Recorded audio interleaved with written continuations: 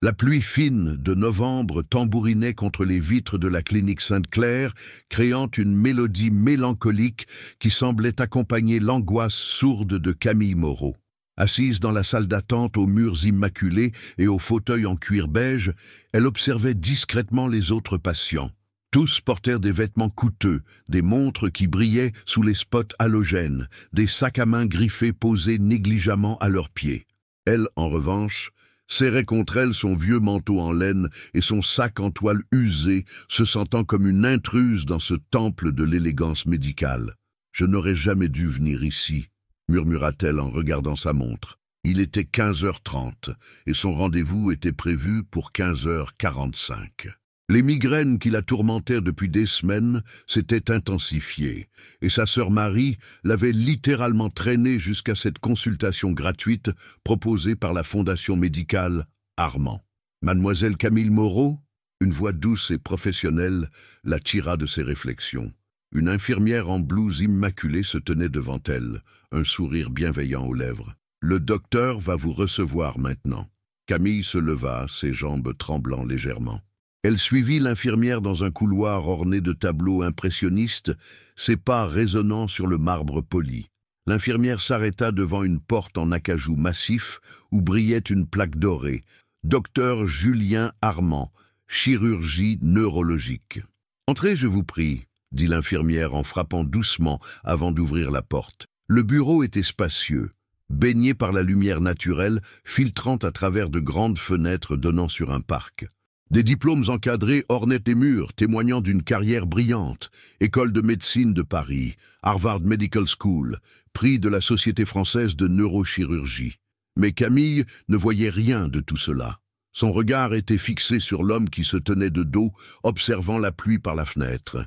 Il était grand, élégant dans son costume sombre, les cheveux châtains légèrement argentés sur les tempes. Quand il se retourna, le monde de Camille bascula.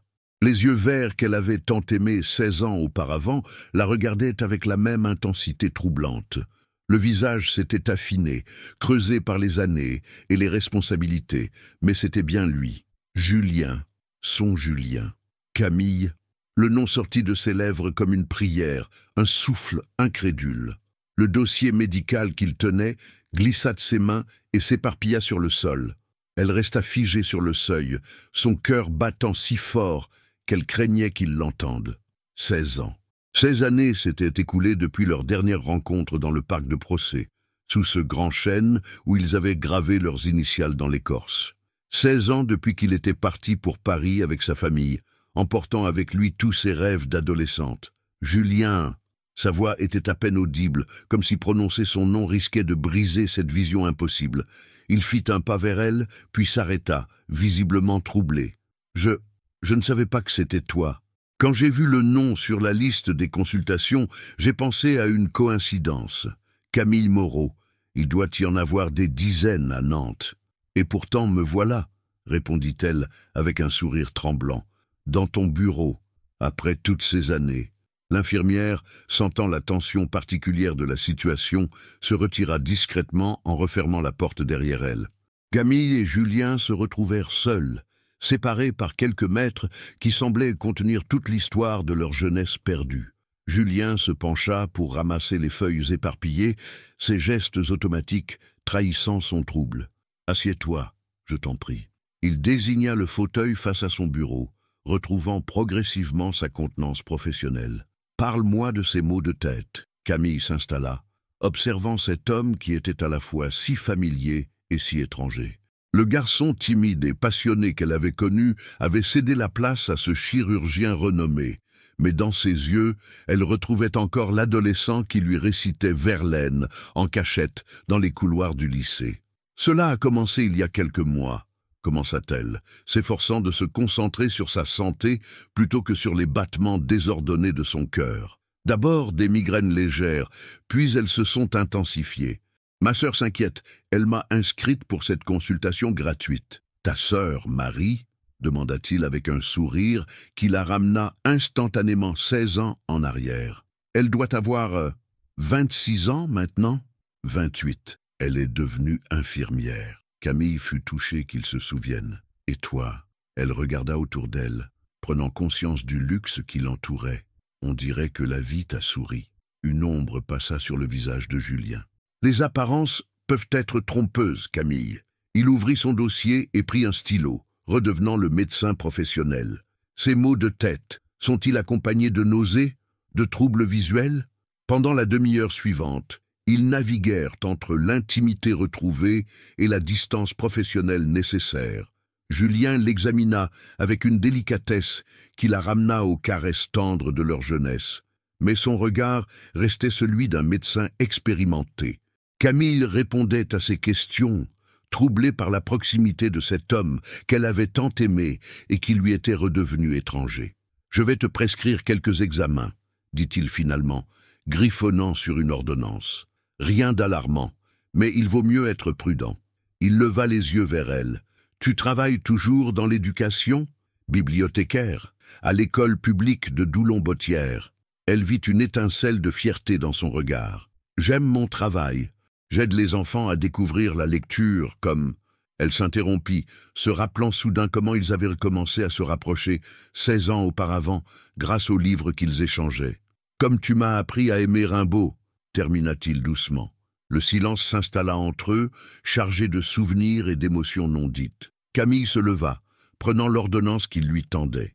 Leurs doigts se frôlèrent, et elle sentit la même électricité que dans leur jeunesse. « Camille, dit-il alors qu'elle se dirigeait vers la porte, accepterais-tu de prendre un café avec moi, après tes examens? Il y a tant de choses. » Elle se retourna, le cœur battant. « Je ne sais pas si c'est une bonne idée, Julien. Juste un café, entre vieux amis. » La façon dont il avait hésité sur le mot « ami » n'échappa pas à Camille. Elle hocha la tête, incapable de refuser malgré toutes les alarmes qui résonnaient dans sa tête. « D'accord, un café. » Quand elle sortit de la clinique, la pluie avait cessé, mais son cœur était plus orageux que jamais.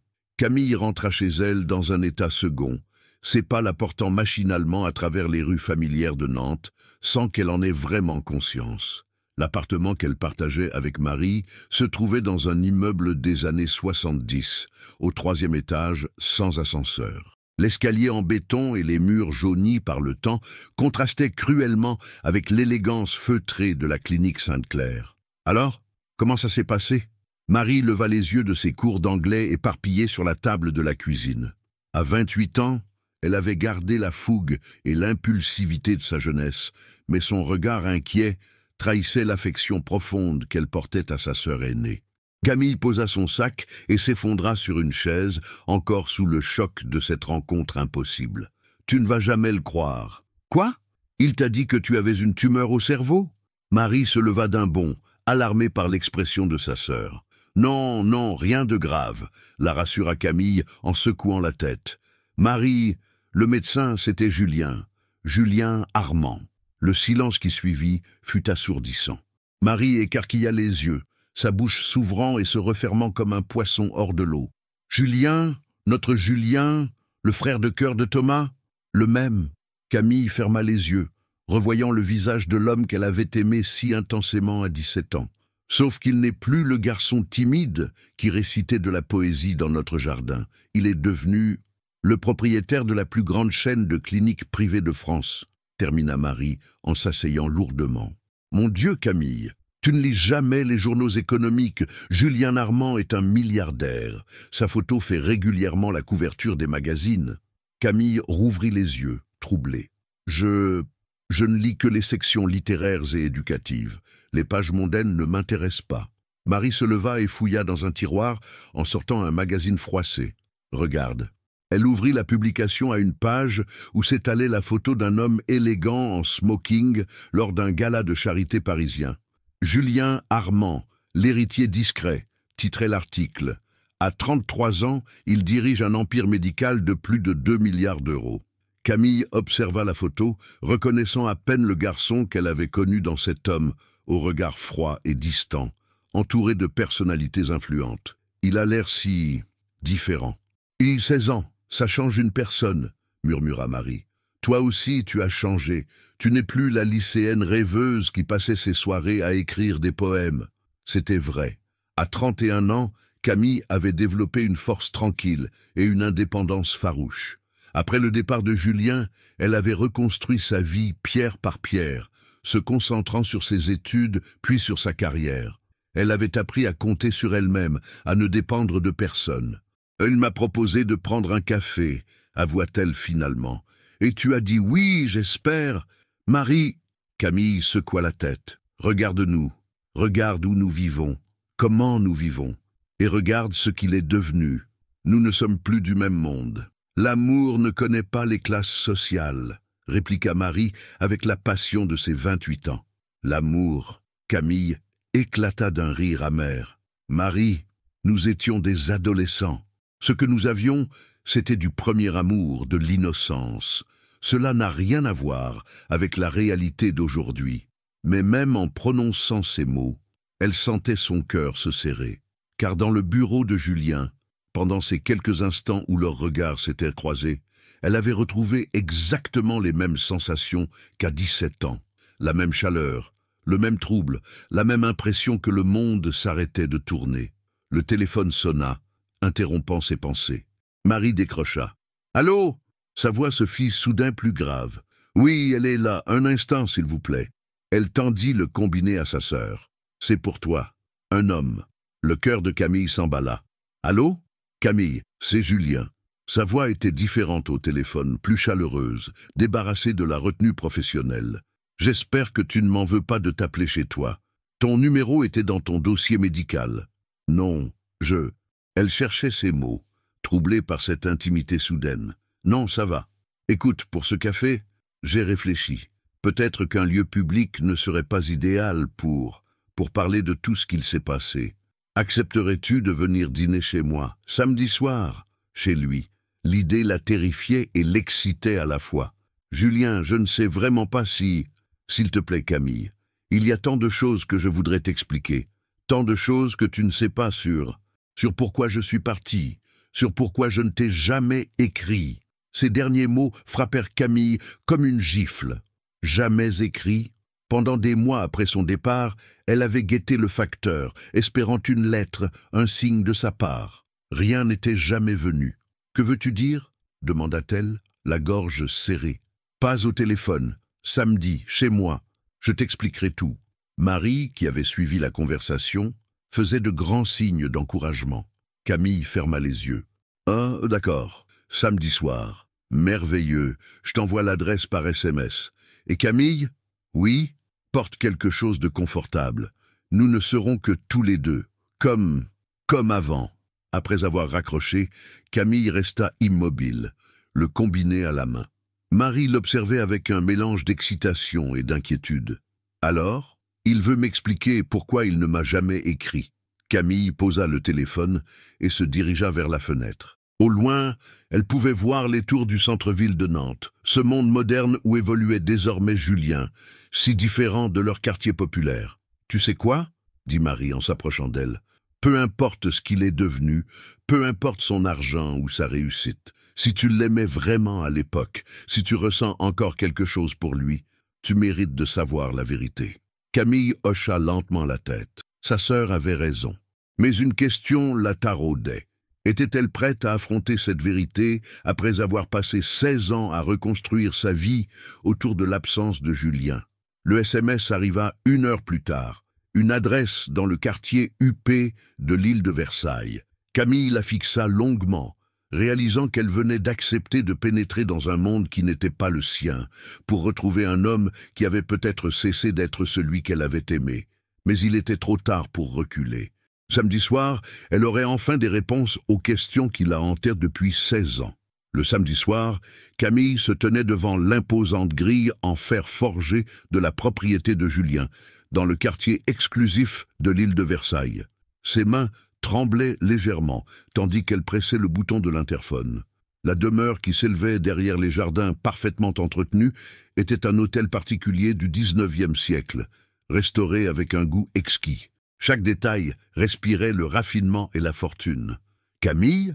La voix de Julien grésilla dans l'interphone, chaleureuse malgré la technologie. « Oui, c'est moi. Entre, je t'en prie. » La porte s'ouvre automatiquement. Elle remonta l'allée pavée, observant les parterres de roses tardives qui embaumaient malgré la fraîcheur de novembre. La porte d'entrée s'ouvrit avant qu'elle ait eu le temps de sonner. Julien apparut, vêtu d'un pull en cachemire anthracite et d'un pantalon sombre. Il avait abandonné l'armure du costume pour une élégance décontractée qui le rapprochait du garçon qu'elle avait connu. « Tu es magnifique », dit-il simplement. Et la sincérité de son regard fit rougir Camille. Elle avait choisi une robe en laine bleu marine, simple mais élégante, celle qu'elle portait pour les occasions spéciales.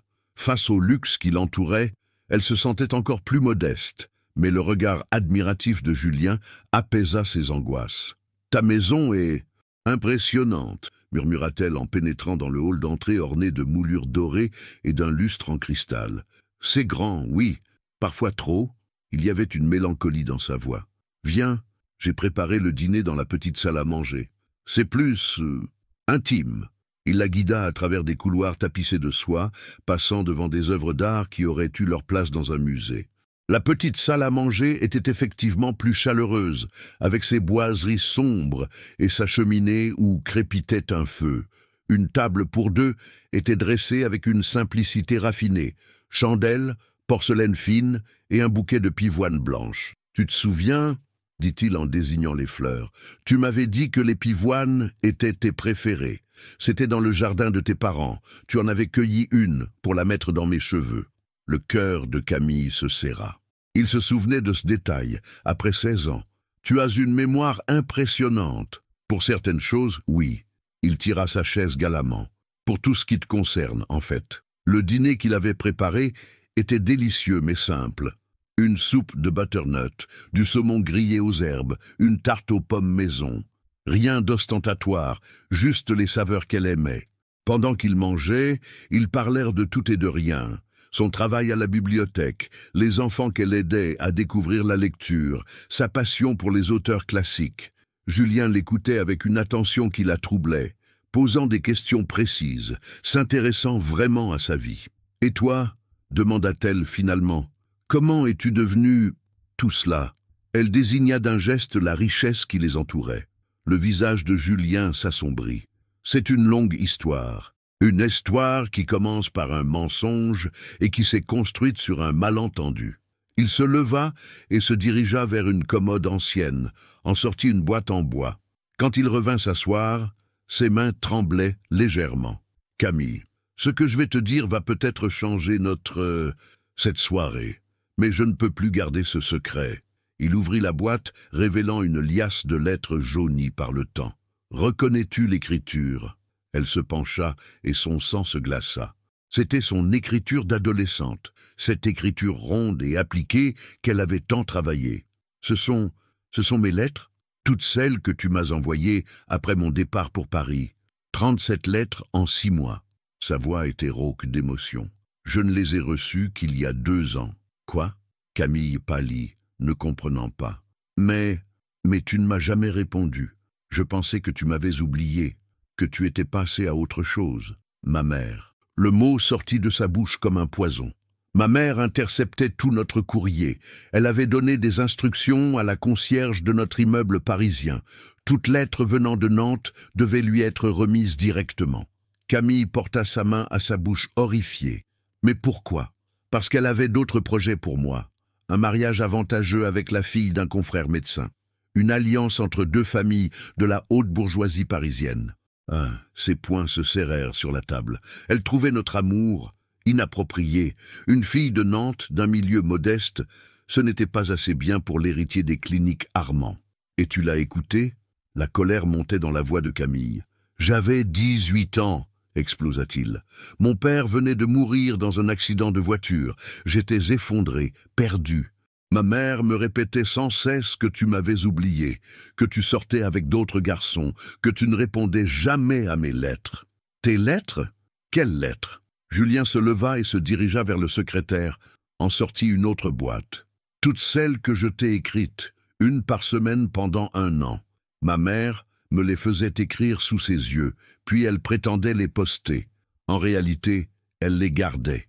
Camille ouvrit la boîte avec des mains tremblantes. Des dizaines de lettres, toutes adressées à son ancien domicile, toutes cachetées mais jamais envoyées. Elle en ouvrit une au hasard et reconnut l'écriture fine de Julien adolescent. Ma chère Camille, Paris est gris sans toi.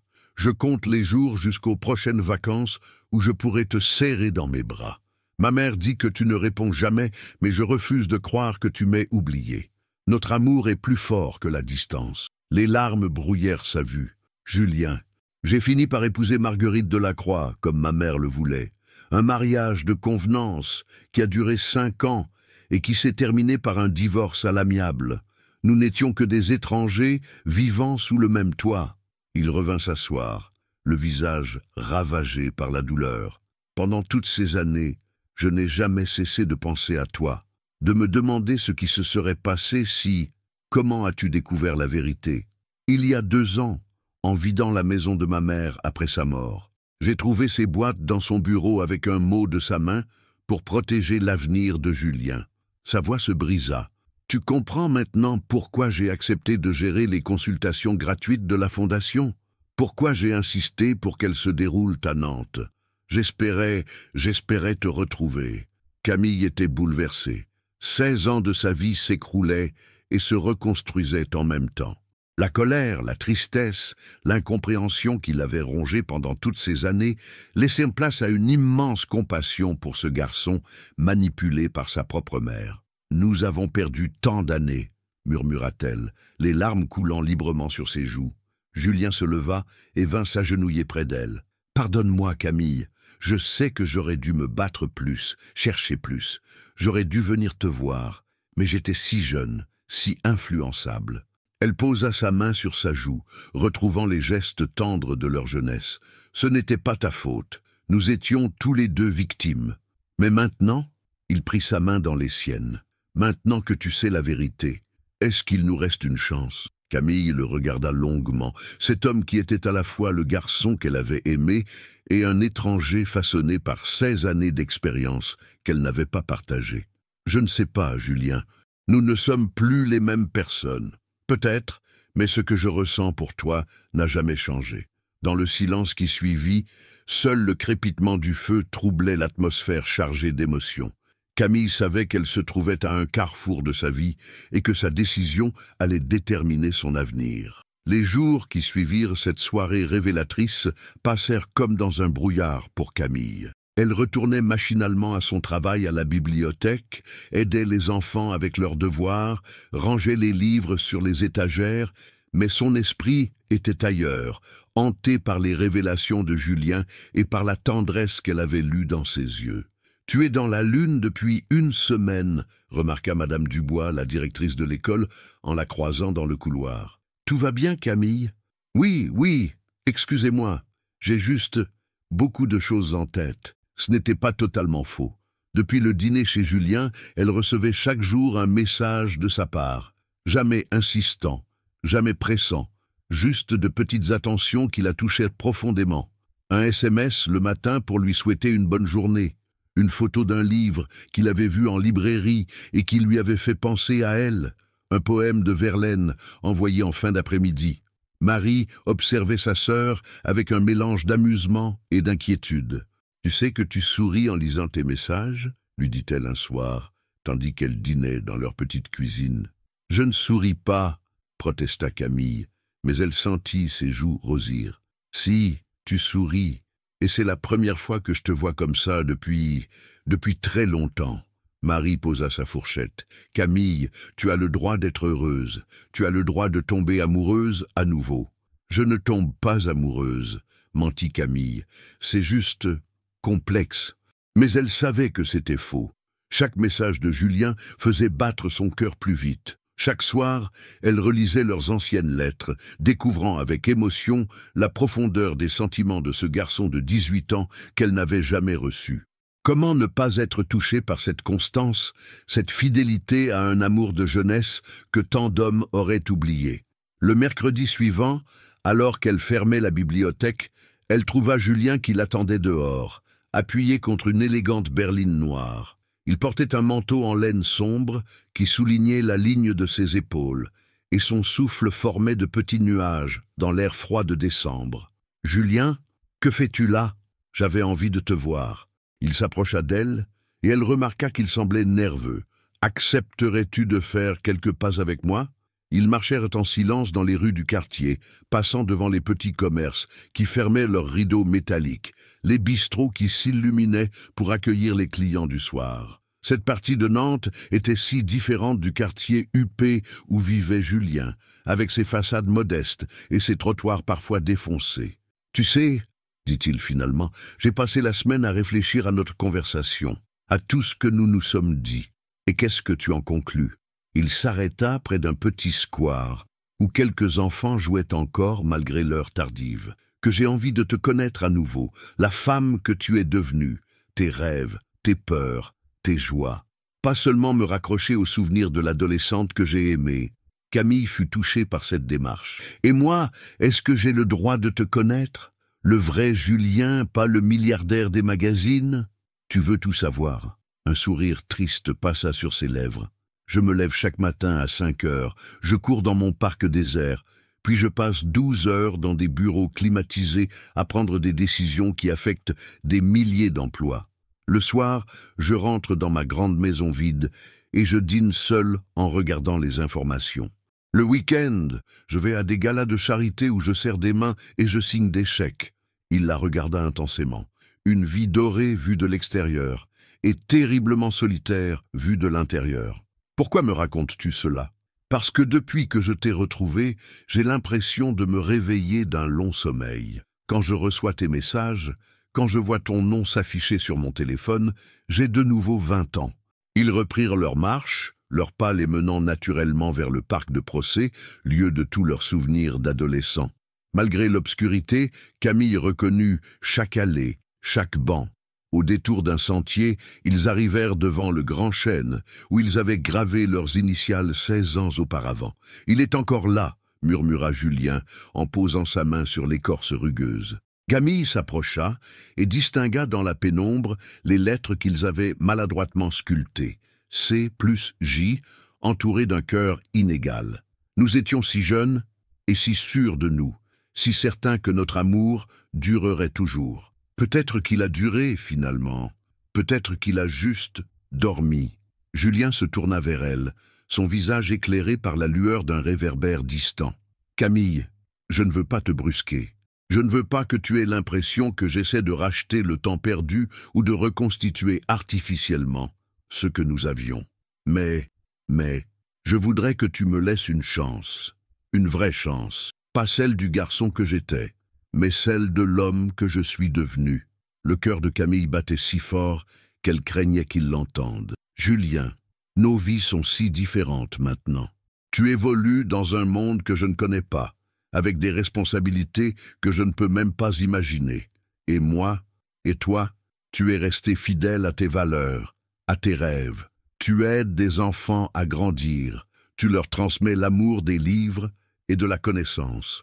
Tu as construit une vie belle et authentique. » Il prit doucement sa main. « C'est exactement ce dont j'ai besoin, de cette authenticité que j'ai perdue en chemin. » « Tu idéalises peut-être ce que je suis, » murmura-t-elle troublée par la chaleur de sa main dans la sienne. « Non, je te vois exactement comme tu es, une femme forte, indépendante, généreuse, une femme qui a su grandir sans perdre son âme. » Il resserra l'étreinte. « Donne-nous une chance, Camille. Laisse-moi te prouver que malgré tout ce qui nous sépare en apparence, nous sommes faits l'un pour l'autre. » Un long silence s'installa entre eux.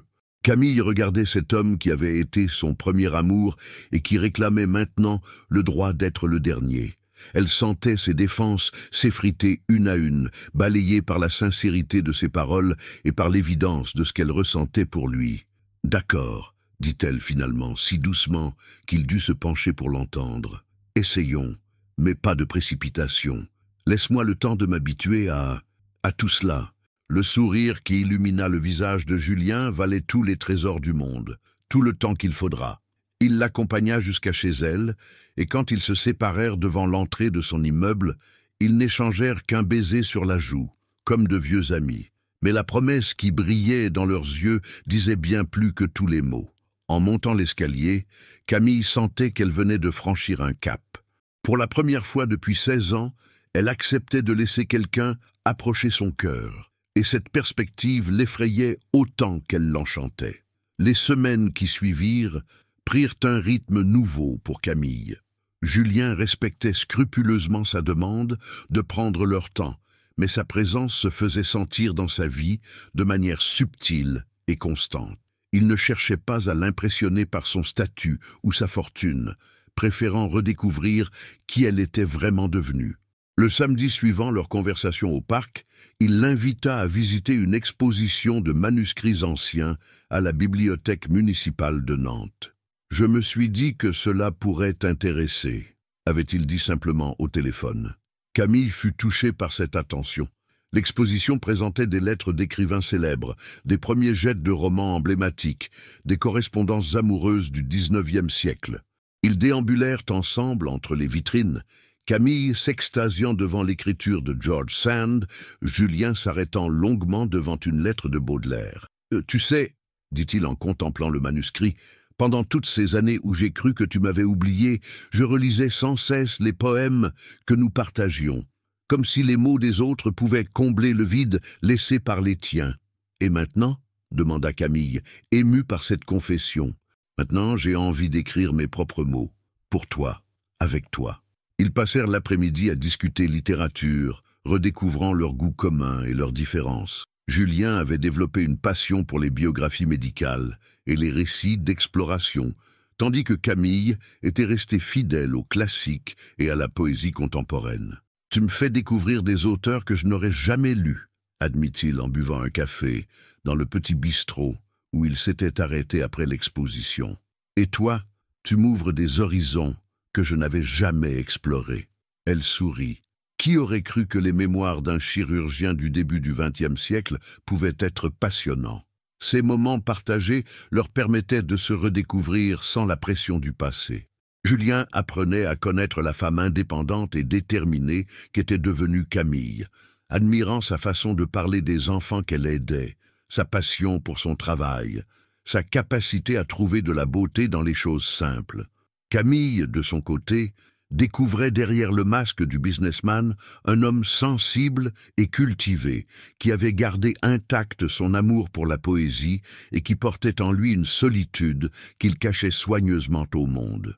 Un soir, alors qu'elle rentrait de l'école plus tard que d'habitude, elle trouva un petit paquet devant sa porte. À l'intérieur, soigneusement emballé, se trouvait un exemplaire ancien des Illuminations de Rimbaud, celui-là même qu'ils avaient lu ensemble à 17 ans. Une note était glissée entre les pages. « J'ai retrouvé ce livre dans une librairie d'occasion de la rue Crébillon. Il m'a rappelé nos après-midi dans le parc quand tu me faisais découvrir la magie des mots.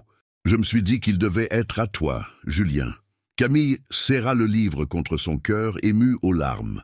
Elle texta immédiatement. « Merci, il est parfait. » La réponse ne tarda pas. « Comme toi. » Ses attentions délicates touchaient Camille plus que n'importe quel cadeau luxueux.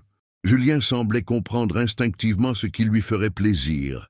Un livre rare, des niches dans une brocante, des places pour un concert de musique classique, une promenade improvisée le long de l'Erdre par un dimanche ensoleillé. Mais ce qui la troublait le plus, c'était la façon dont il la regardait. Ses yeux portaient encore cette tendresse qu'elle avait connue à 17 ans, mêlée à une admiration d'homme mûr pour la femme qu'elle était devenue. Jamais condescendant, jamais protecteur, il la traitait d'égal à égal, malgré leurs différences de situation. Un soir, alors qu'il dînait dans un petit restaurant du Bouffay, le quartier médiéval de Nantes, Camille osa aborder le sujet qui la préoccupait. « Julien, tes amis, tes relations professionnelles, que pensent-ils de nous ?»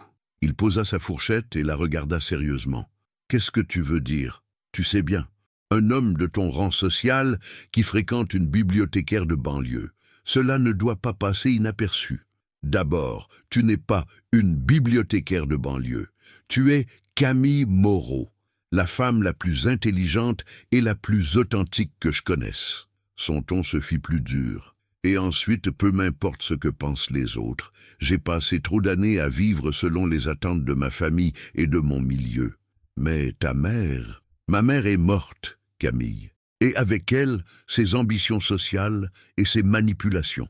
Je suis libre maintenant, libre de choisir ma vie, mes amis, la femme que j'aime. » Le mot était lâché. Ils se regardèrent en silence, le poids de cette déclaration flottant entre eux comme une évidence et une promesse. « Tu m'aimes » murmura-t-elle, le cœur battant. « Je n'ai jamais cessé de t'aimer, même quand je croyais que tu m'avais oublié, même pendant mon mariage raté, même quand j'essayais de t'effacer de ma mémoire. Tu étais là, gravé dans mon cœur, comme nos initiales dans l'écorce de ce chêne. » Camille sentit ses yeux s'embuer. « Julien, je ne te demande pas de me dire que tu m'aimes aussi. Pas encore. Je sais que tu as besoin de temps pour faire confiance à nouveau. Mais sache que mes sentiments pour toi sont entiers, sincères et profonds. » Le trajet de retour se fit dans un silence ému. Quand ils arrivèrent devant l'immeuble de Camille, Julien descendit de voiture pour l'accompagner jusqu'à l'entrée, comme il le faisait chaque fois. « Bonne nuit, Camille. Bonne nuit, Julien. » Cette fois encore, ils n'échangèrent qu'un baiser sur la joue, mais la tension était palpable entre eux. Camille sentait qu'elle était au bord d'un précipice émotionnel, prête à tomber, mais terrifiée par la chute. En montant l'escalier, elle réalisa qu'elle aussi était en train de tomber amoureuse. Pas de l'adolescent qu'elle avait connu, mais de l'homme qu'il était devenu. Un homme qui avait gardé intact son cœur, malgré les épreuves, qui savait être tendre sans être possessif, attentionné sans être envahissant. Cette nuit-là, pour la première fois depuis 16 ans, elle s'endormit en pensant qu'elle pourrait peut-être être heureuse à nouveau. Complètement, sincèrement heureuse. Mais elle ne se doutait pas que leur bonheur naissant allait bientôt être mis à l'épreuve par des forces qu'elle n'avait pas encore imaginées. Le bonheur fragile que construisaient Camille et Julien fut brutalement remis en question par un appel téléphonique inattendu. C'était un lundi matin pluvieux de janvier, et Camille préparait tranquillement ses activités de la journée à la bibliothèque quand son téléphone portable sonna. Le numéro était parisien, inconnu. « Mademoiselle Moreau ?» La voix était froide, aristocratique, avec cet accent parisien des beaux quartiers que Camille reconnaissait pour l'avoir entendu dans certains films. Ici, Madame Hélène de Montclair, la tante de Julien Armand. Camille sentit son estomac se nouer. « Bonjour, madame. J'aimerais vous rencontrer. Il y a des choses concernant mon neveu que vous devez savoir. Seriez-vous disponible pour déjeuner aujourd'hui? Je suis à Nantes pour affaires. Je travaille aujourd'hui. Prenez votre pause déjeuner. C'est important, mademoiselle Moreau. Très important. Restaurant La Cigale, 13 heures. » La communication fut coupée avant que Camille ait pu répondre. Elle resta figée, le téléphone à la main, pressentant que cette rencontre allait changer quelque chose dans sa relation avec Julien. La Cigale était l'un des restaurants les plus chics de Nantes, dans le centre-ville. Camille se sentit déplacée en pénétrant dans ce temple de la gastronomie avec ses mosaïques art nouveau et son service impeccable. Une femme d'une 60aine d'années l'attendait à une table discrète, élégante, le cheveu argenté parfaitement coiffé, vêtue d'un tailleur Chanel, elle incarnait tout ce que représentait la haute bourgeoisie française. « Mademoiselle Moreau », elle ne se leva pas, se contentant d'un signe de tête glacial. « Asseyez-vous. » Camille prit place face à cette femme qui la jaugeait de la tête aux pieds avec une froideur calculée. « Madame de Montclair, allons droit au but. » La femme posa ses mains gantées sur la table. « Je sais que vous revoyez Julien. Je sais aussi qui vous êtes et d'où vous venez. Et alors, jeune fille, vous devez comprendre que vous jouez dans une ligue qui n'est pas la vôtre. » Son sourire était coupant comme une lame. Julien dirige un empire de plusieurs milliards d'euros. Il évolue dans des cercles où chaque geste, chaque relation est scrutée, analysée, jugée. Je ne vois pas en quoi cela me concerne. Vraiment ? Madame de Montclair ouvrit son sac et en sortit plusieurs magazines. Regardez. Camille pâlit en découvrant les couvertures, des photos d'eux prises à leur insu, sortant du restaurant du Bouffet, se promenant dans les rues de Nantes, devant la bibliothèque municipale. Les titres étaient cruels. Le milliardaire et la bibliothécaire, Julien Armand sans canaille, un amour de jeunesse qui coûte cher. Comment? Les paparazzis, ma chère. Ils suivent Julien depuis des années. Jusqu'à présent, sa vie privée était d'un ennui mortel, mais là, elle désigna les photos. Une histoire d'amour avec une femme du peuple, c'est exactement ce qu'ils attendaient. Camille sentit la nausée l'envahir. Elle n'avait jamais imaginé que leur discrétion pourrait être ainsi violée, que leur intimité retrouvée deviendrait un spectacle public. Mais ce n'est pas tout, continua Madame de Montclerc avec un plaisir évident. Ces publications ont des conséquences. Les actionnaires s'inquiètent. Le conseil d'administration pose des questions. Comment un homme qui doit projeter une image de sérieux et de respectabilité peut-il s'afficher avec, pardonnez-moi l'expression, une petite bibliothécaire de banlieue? Vous n'avez pas le droit de... J'ai tous les droits. La voix claqua comme un fouet. Je siège au conseil d'administration du groupe Armand. Je possède 15% des parts. Et je vous garantis que si Julien persiste dans cette fantaisie, il y aura des conséquences. Quelles conséquences? Une motion de défiance, une remise en question de sa capacité à diriger le groupe. Vous comprenez, les autres familles actionnaires n'apprécient guère ce qu'elles perçoivent comme un manque de jugement. Camille se leva brusquement, révoltée. Vous êtes en train de me dire que vous feriez chanter votre propre neveu? Je protège les intérêts de la famille Armand, comme l'a fait ma belle-sœur avant moi. Le regard de Madame de Montclerc se durcit. Soyez intelligente, mademoiselle Moreau. Julien vous offre quoi? Quelques semaines d'émotions fortes? Un retour vers un passé révolu? Vous valez mieux que cela. Comment osez-vous? Je vous propose un marché. Elle sortit une enveloppe de son sac. 100 000 € pour que vous disparaissiez de sa vie. Définitivement. L'enveloppe resta posée sur la table entre elles comme un objet obscène. Camille la fixait, horrifiée par ce qu'elle représentait. « Gardez votre argent », dit-elle d'une voix tremblante de colère. « Jamais je n'accepterai cela.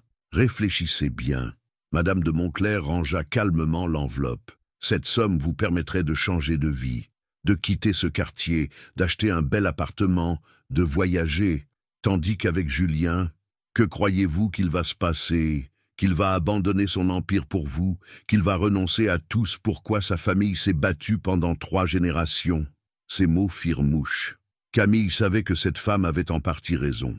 Julien avait des responsabilités énormes, un héritage familial à préserver. Comment pourrait-elle s'insérer dans ce monde sans le compromettre? « Il m'aime », murmura-t-elle, mais sa voix manquait de conviction. « L'amour », Madame de Montclerc eut un rire méprisant. L'amour ne nourrit pas son homme, comme dit le proverbe. Julien a 33 ans, mademoiselle Moreau. Il a besoin d'une épouse qui l'aide dans ses fonctions, qui comprenne son monde, qui puisse recevoir les personnalités importantes, qui élève ses enfants dans la tradition familiale. Que pourrez-vous lui offrir? Camille encaissa le coup en silence. Chaque mot était une gifle, mais une gifle qui contenait une part de vérité qu'elle ne pouvait ignorer. Je vois que vous commencez à comprendre. La satisfaction perçait dans la voix de son interlocutrice. Soyez honnête avec vous-même. Vous l'aimez vraiment? Ou bien aimez-vous l'idée de l'aimer, le romantisme de ses retrouvailles? Vous sabotez sa carrière, mademoiselle Moreau. Chaque jour que vous passez avec lui, vous nuisez à sa réputation.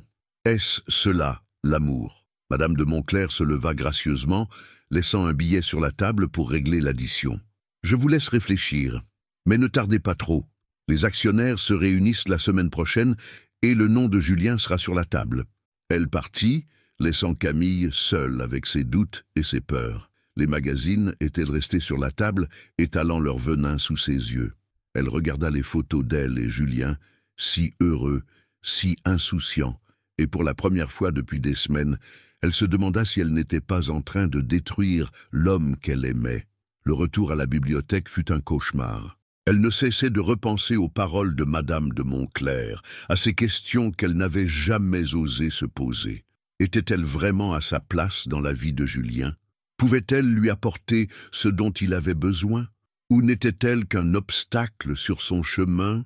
Quand Julien l'appela dans l'après-midi, elle décrocha avec appréhension. « Camille, tout va bien? Tu as une drôle de voix. Julien, il faut qu'on parle. » Julien arriva chez Camille moins d'1 heure après son appel, le visage marqué par l'inquiétude. Il avait quitté précipitamment une réunion importante en voyant la détresse dans sa voix. Quand elle lui ouvrit la porte, il fut frappé par sa pâleur et ses yeux rougis. « Que s'est-il passé ?» demanda-t-il en la prenant doucement par les épaules. Camille le fit entrer dans le petit salon qu'elle partageait avec Marie, soudain consciente du contraste entre leur modeste appartement et le luxe auquel il était habitué.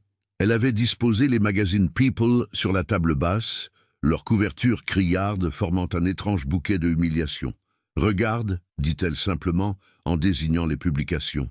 Julien s'approcha et son visage se décomposa en découvrant les photos. Ses mâchoires se crispèrent, ses poings se serrèrent. « Ces salauds! Comment ont-ils osé? Ta tante m'a rendu visite aujourd'hui. »« Ma tante ?» Il releva la tête, surpris. « Hélène? Mais que voulait-elle » Camille lui rapporta fidèlement sa conversation avec Madame de Montclair, n'omettant aucun détail. Les menaces concernant sa position dans l'entreprise, l'enveloppe d'argent, les questions sur leur légitimité en tant que couple. Julien l'écouta en silence, son visage passant de la surprise à la colère, puis à une rage froide qu'elle ne lui avait jamais vue. « Cette femme n'a aucun droit !» explosa-t-il finalement. « Aucun droit de te traiter ainsi, de s'immiscer dans notre vie. » « Mais elle a peut-être raison sur certains points, » murmura Camille, n'osant pas le regarder en face. « Quoi ?» Il se tourna vers elle, incrédule. « Tu ne vas pas me dire que tu crois à ces manipulations ?» Julien, elle prit une profonde inspiration. « Regarde-moi, regarde où nous sommes, puis regarde ces photos, ces articles. Je suis la bibliothécaire qui fait scandale, l'aventure roturière du milliardaire. C'est ça que je suis devenu pour ton monde. Peu m'importe ce que dit la presse, mais moi, ça m'importe. » Sa voix se brisa. « Je ne peux pas supporter l'idée d'être celle qui ruine ta réputation, qui compromet ton travail. Tu as construit quelque chose d'important, Julien. Tu diriges des hôpitaux, tu sauves des vies, tu emploies des milliers de personnes. Et moi, je suis en train de mettre tout cela en péril. » Julien s'agenouilla devant elle et prit ses mains dans les siennes. « Camille, écoute-moi. Ma tante manipule la situation. Oui, il y a quelques actionnaires conservateurs qui n'apprécient pas que je sorte du cadre qu'ils m'ont fixé. Mais je suis le PDG de cette entreprise, j'en possède la majorité des parts. Personne ne peut m'en déloger. Et si tu te trompes, et si ta famille trouve le moyen de... alors je démissionnerai. » L'intensité de sa voix la fit sursauter. « Tu comprends, je préfère tout perdre plutôt que de te perdre toi. » « Non ?» Camille se leva brusquement, arrachant ses mains aux siennes. « Non, tu ne peux pas dire ça. Tu ne peux pas sacrifier ton héritage familial, tes responsabilités, tout ce pour quoi tu as travaillé. Et pourquoi pas? Qu'est-ce que tout cela vaut sans toi? Julien, sois raisonnable. » Les larmes coulaient maintenant librement sur ses joues. « Nous nous connaissons depuis quelques semaines seulement. Nous reconstruisons quelque chose sur les ruines d'un amour d'adolescent. Est-ce vraiment assez solide pour justifier que tu renonces à tout ?» Il la regarda comme si elle venait de le gifler. « Tu doutes de ce que nous avons ? Elle chercha ses mots, déchirés entre son amour pour lui et sa peur de lui nuire. « Je ne sais plus, Julien. Ta tante m'a fait réaliser que peut-être que nous nous laissons emporter par la nostalgie. Peut-être que nous essayons de revivre quelque chose qui appartient au passé. C'est faux. » Il se leva à son tour, la colère et la douleur se mêlant dans sa voix. « Ce que je ressens pour toi n'a rien à voir avec la nostalgie. J'aime la femme que tu es aujourd'hui, pas seulement celle que tu étais. Mais moi, Julien... » Sa voix n'était plus qu'un murmure. « Moi, je ne sais plus. Ces articles, cette pression, cette sensation d'être constamment jugée, je ne suis pas faite pour ça. Je suis une femme simple, qui aime sa vie tranquille. Alors change !» Il regretta immédiatement ces mots en voyant son expression se fermer. « Changer ?» répéta-t-elle, blessée. « Devenir quelqu'un d'autre pour correspondre à tes attentes? C'est exactement ce que craignait ta tante, que tu finisses par vouloir me transformer. Ce n'est pas ce que j'ai voulu dire. » « Si, c'est exactement ce que tu as voulu dire. » Elle s'éloigna de lui, mettant la largeur de la pièce entre eux. « Et tu sais quoi? Elle a peut-être raison. Peut-être que je ne suis pas assez bien pour ton monde. Peut-être que j'ai été naïve de croire que l'amour suffirait. Camille, s'il te plaît. » « Non, Julien. » Sa voix était maintenant ferme, douloureusement définitive. « Je pense qu'il vaut mieux qu'on arrête là, avant de se faire encore plus de mal, avant que tu sois obligé de choisir entre moi et ton empire. » Le silence qui suivit fut assourdissant. Julien la regardait comme si elle venait de lui arracher le cœur, ce qui n'était pas loin de la vérité. Ses épaules s'affaissèrent, et pour la première fois depuis leur retrouvaille, il eut l'air vraiment vaincu. « C'est vraiment ce que tu veux ?» demanda-t-il d'une voix brisée. Camille ferma les yeux, rassemblant le peu de courage qui lui restait. « Oui, c'est ce que je veux. » Mensonge. C'était le plus gros mensonge de sa vie. Ce qu'elle voulait, c'était se jeter dans ses bras, lui dire qu'elle l'aimait, qu'elle était prête à affronter le monde entier pour lui. Mais la peur était plus forte. La peur de lui nuire, de le voir un jour regretter son choix, de devenir le boulet qui l'empêcherait de voler. Julien ramassa son manteau et se dirigea vers la porte. Avant de sortir, il se retourna une dernière fois. « Je t'aime, Camille, plus que ma fortune, plus que mon entreprise, plus que ma réputation. Si un jour tu changes d'avis, je ne changerai pas d'avis. » Il hocha lentement la tête et sortit, refermant doucement la porte derrière lui. Camille s'effondra sur le canapé, secouée de sanglots. Elle venait de briser le cœur de l'homme qu'elle aimait le plus au monde, et le sien par la même occasion. Marie rentra 1 heure plus tard et trouva sa sœur prostrée, entourée de mouchoirs froissés. Quand Camille lui raconta ce qui s'était passé, sa cadette explosa. « Tu es complètement folle. Tu viens de laisser filer l'homme de ta vie à cause des manipulations d'une vieille sorcière. Tu ne comprends pas, Marie. Je ne peux pas être celle qui détruit sa carrière. Et lui, il n'a pas son mot à dire. C'est à lui de décider ce qui compte le plus. Pas à toi, pas à sa tante. » Mais Camille ne l'écoutait plus. Elle avait pris sa décision, aussi douloureuse soit-elle. Elle allait laisser Julien reprendre sa vie, retrouver sa place dans son monde doré, et elle retournerait à sa petite existence tranquille, en essayant d'oublier qu'elle avait eu, pendant quelques semaines magiques, l'impression de toucher le bonheur du bout des doigts. Ce qu'elle ne savait pas, c'est que Julien n'avait nullement l'intention d'abandonner. Au contraire, la confrontation de ce soir venait de lui donner une idée qui pourrait tout changer. Les jours qui suivirent la rupture furent les plus difficiles que Camille ait jamais vécus. Elle retournait mécaniquement à son travail, accomplissait ses tâches avec un professionnalisme de façade, mais son cœur n'y était plus.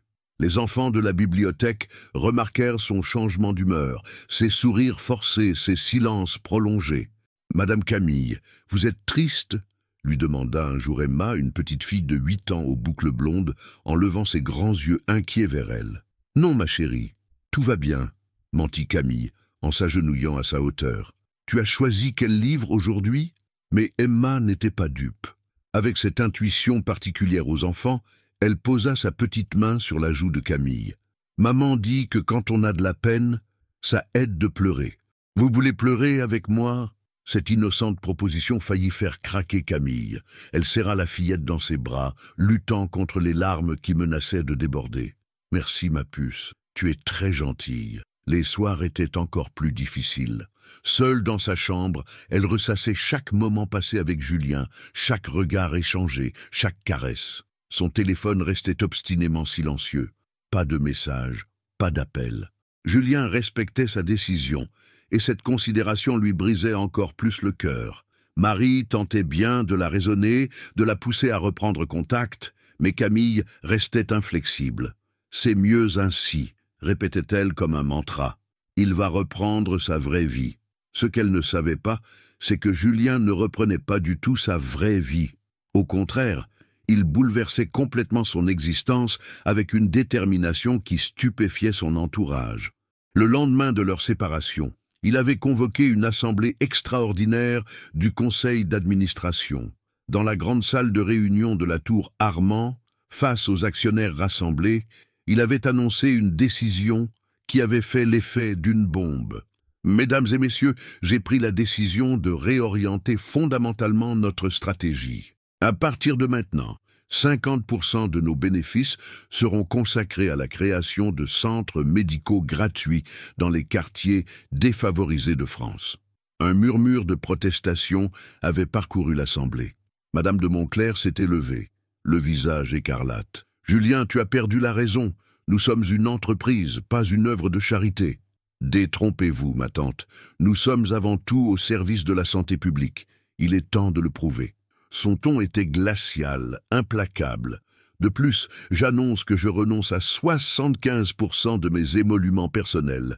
Cet argent financera des bourses d'études pour les étudiants en médecine issus de milieux modestes. « Tu es en train de ruiner l'entreprise », avait crié un actionnaire. « Non, je suis en train de lui donner un sens. » Julien avait regardé chacun des membres du conseil. Ceux qui ne sont pas d'accord avec cette orientation peuvent vendre leur part. Je les rachèterai au prix du marché. L'assemblée s'était terminée dans un chaos indescriptible. Plusieurs actionnaires avaient claqué la porte, Madame de Montclair en tête. Mais Julien n'en avait cure. Pour la première fois depuis la mort de son père, il se sentait libre de ses choix. Les médias économiques s'emparèrent de l'affaire. Révolution chez Armand. Le milliardaire devient philanthrope. Un empire médical en mutation. Certains analystes prédisaient la ruine du groupe, d'autres saluaient cette vision révolutionnaire de l'entreprise moderne. Julien ne lisait rien de tout cela. Depuis 3 semaines, il passait ses journées à sillonner la France, visitant des quartiers populaires, rencontrant des maires, des associations, des professionnels de santé. Il préparait méticuleusement l'implantation de ses futurs centres médicaux gratuits. Son premier projet le menait souvent à Nantes, dans le quartier de Malakoff, proche de celui où vivait Camille. Il s'installait dans un petit café, observant la vie du quartier, parlant avec les habitants, comprenant leurs besoins. Parfois, il apercevait Camille au loin rentrant de son travail et son cœur se serrait. Mais il ne l'approchait pas. Il respectait sa volonté. Un soir, n'y tenant plus, il téléphona à Marie. « Comment va-t-elle ?»« Mal », répondit brutalement la jeune femme. « Elle ne mange plus, ne dort plus, ne sourit plus. Elle fait semblant d'aller bien, mais moi je vois qu'elle s'étiole. Et vous ? Pareil. » Sa voix était rauque de fatigue et d'émotion. « Marie, je veux que vous sachiez que je n'abandonne pas. Je suis en train de changer ma vie, de devenir l'homme qu'elle mérite, mais j'ai besoin de temps. Qu'est-ce que vous voulez dire ? Je ne peux pas vous en dire plus, mais faites-moi confiance. Je trouverai un moyen de prouver à Camille que notre amour peut exister sans compromettre qui elle est. » Après avoir raccroché, Marie observa sa sœur qui préparait distraitement le dîner. Elle brûlait d'envie de lui rapporter cette conversation, mais quelque chose dans la voix de Julien l'en empêcha. Il mijotait quelque chose, et elle pressentait qu'il valait mieux le laisser agir. De son côté, Camille tentait tant bien que mal de reprendre le cours de sa vie. Elle avait jeté tous les magazines People, rangé soigneusement les lettres de Julien dans une boîte qu'elle avait cachée au fond de son armoire, comme pour enterrer cette parenthèse de bonheur. Mais elle ne pouvait s'empêcher de penser à lui, de s'inquiéter pour lui. Un jour, Madame Dubois l'interpella dans le couloir de l'école. « Camille, j'ai une excellente nouvelle. Nous venons de recevoir une donation exceptionnelle pour rénover et agrandir notre bibliothèque. » « Vraiment ?» Camille s'efforça de paraître enthousiaste. « C'est merveilleux. Qui est le donateur ? Une fondation qui souhaite rester anonyme. Ils veulent financer l'achat de nouveaux livres, l'installation d'un espace multimédia et même la création d'un petit auditorium pour les lectures publiques. » Camille écouta poliment les détails du projet, mais un doute germait dans son esprit. Cette générosité soudaine, cette attention particulière portée à leur modeste bibliothèque d'école, cela ressemblait étrangement au style de Julien. Ses soupçons se confirmèrent quand elle découvrit, quelques jours plus tard, un article dans le journal local annonçant l'ouverture prochaine d'un centre médical gratuit dans le quartier de Malakoff. La photo accompagnant l'article montrait un homme élégant visitant le chantier. Même de dos, même avec un casque de sécurité, elle reconnut immédiatement Julien. « Il est là », murmura-t-elle en regardant par la fenêtre de son appartement. « Il est là, tout près, et tu devrais aller lui parler, » termina Marie qui l'avait rejointe. « Camille, regarde ce qu'il fait. Il transforme sa vie entière. Pour qui crois-tu qu'il fait ça ?» Marie. « Non, écoute-moi. Cet homme t'aime au point de révolutionner son existence. Il crée des centres médicaux gratuits. Il finance ta bibliothèque. Il s'installe pratiquement dans ton quartier. Que faut-il de plus pour te convaincre que vos deux mondes peuvent se rejoindre ?» Camille regardait la photo de Julien, et pour la première fois depuis des semaines, elle sentit l'espoir renaître dans son cœur. Peut-être que Marie avait raison, peut-être qu'elle s'était trompée, en pensant qu'ils appartenaient à des univers incompatibles. Mais était-il trop tard? Julien lui pardonnerait-il de l'avoir repoussé? Accepterait-il de lui donner une seconde chance?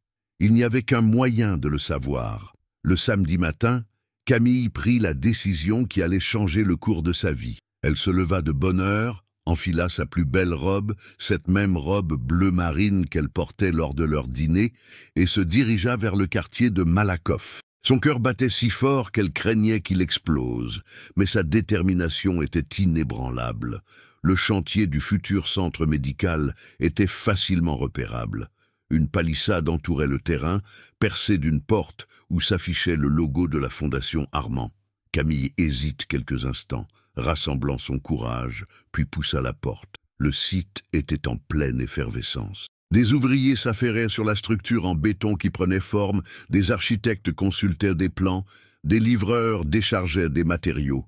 Au milieu de cette activité, elle aperçut Julien, casque blanc sur la tête, en grande discussion avec un contremaître. Il avait maigri, remarqua-t-elle avec un pincement au cœur. Son visage était plus creusé, ses yeux cernés trahissaient des nuits d'insomnie. Mais il y avait en lui une énergie nouvelle, une passion qu'elle ne lui avait jamais vue lors de leur retrouvailles. « Excusez-moi, » dit-elle à un ouvrier qui passait près d'elle, « je voudrais parler à monsieur Armand. » L'homme la regarda curieusement. « Vous avez rendez-vous ? » ?»« Non, mais dites-lui que Camille est là, il comprendra. » L'ouvrier haussa les épaules et se dirigea vers Julien. Camille le vit se raidir quand il entendit son nom, puis se retourner lentement. Leurs regards se croisèrent par-dessus le chantier, et le temps sembla se suspendre.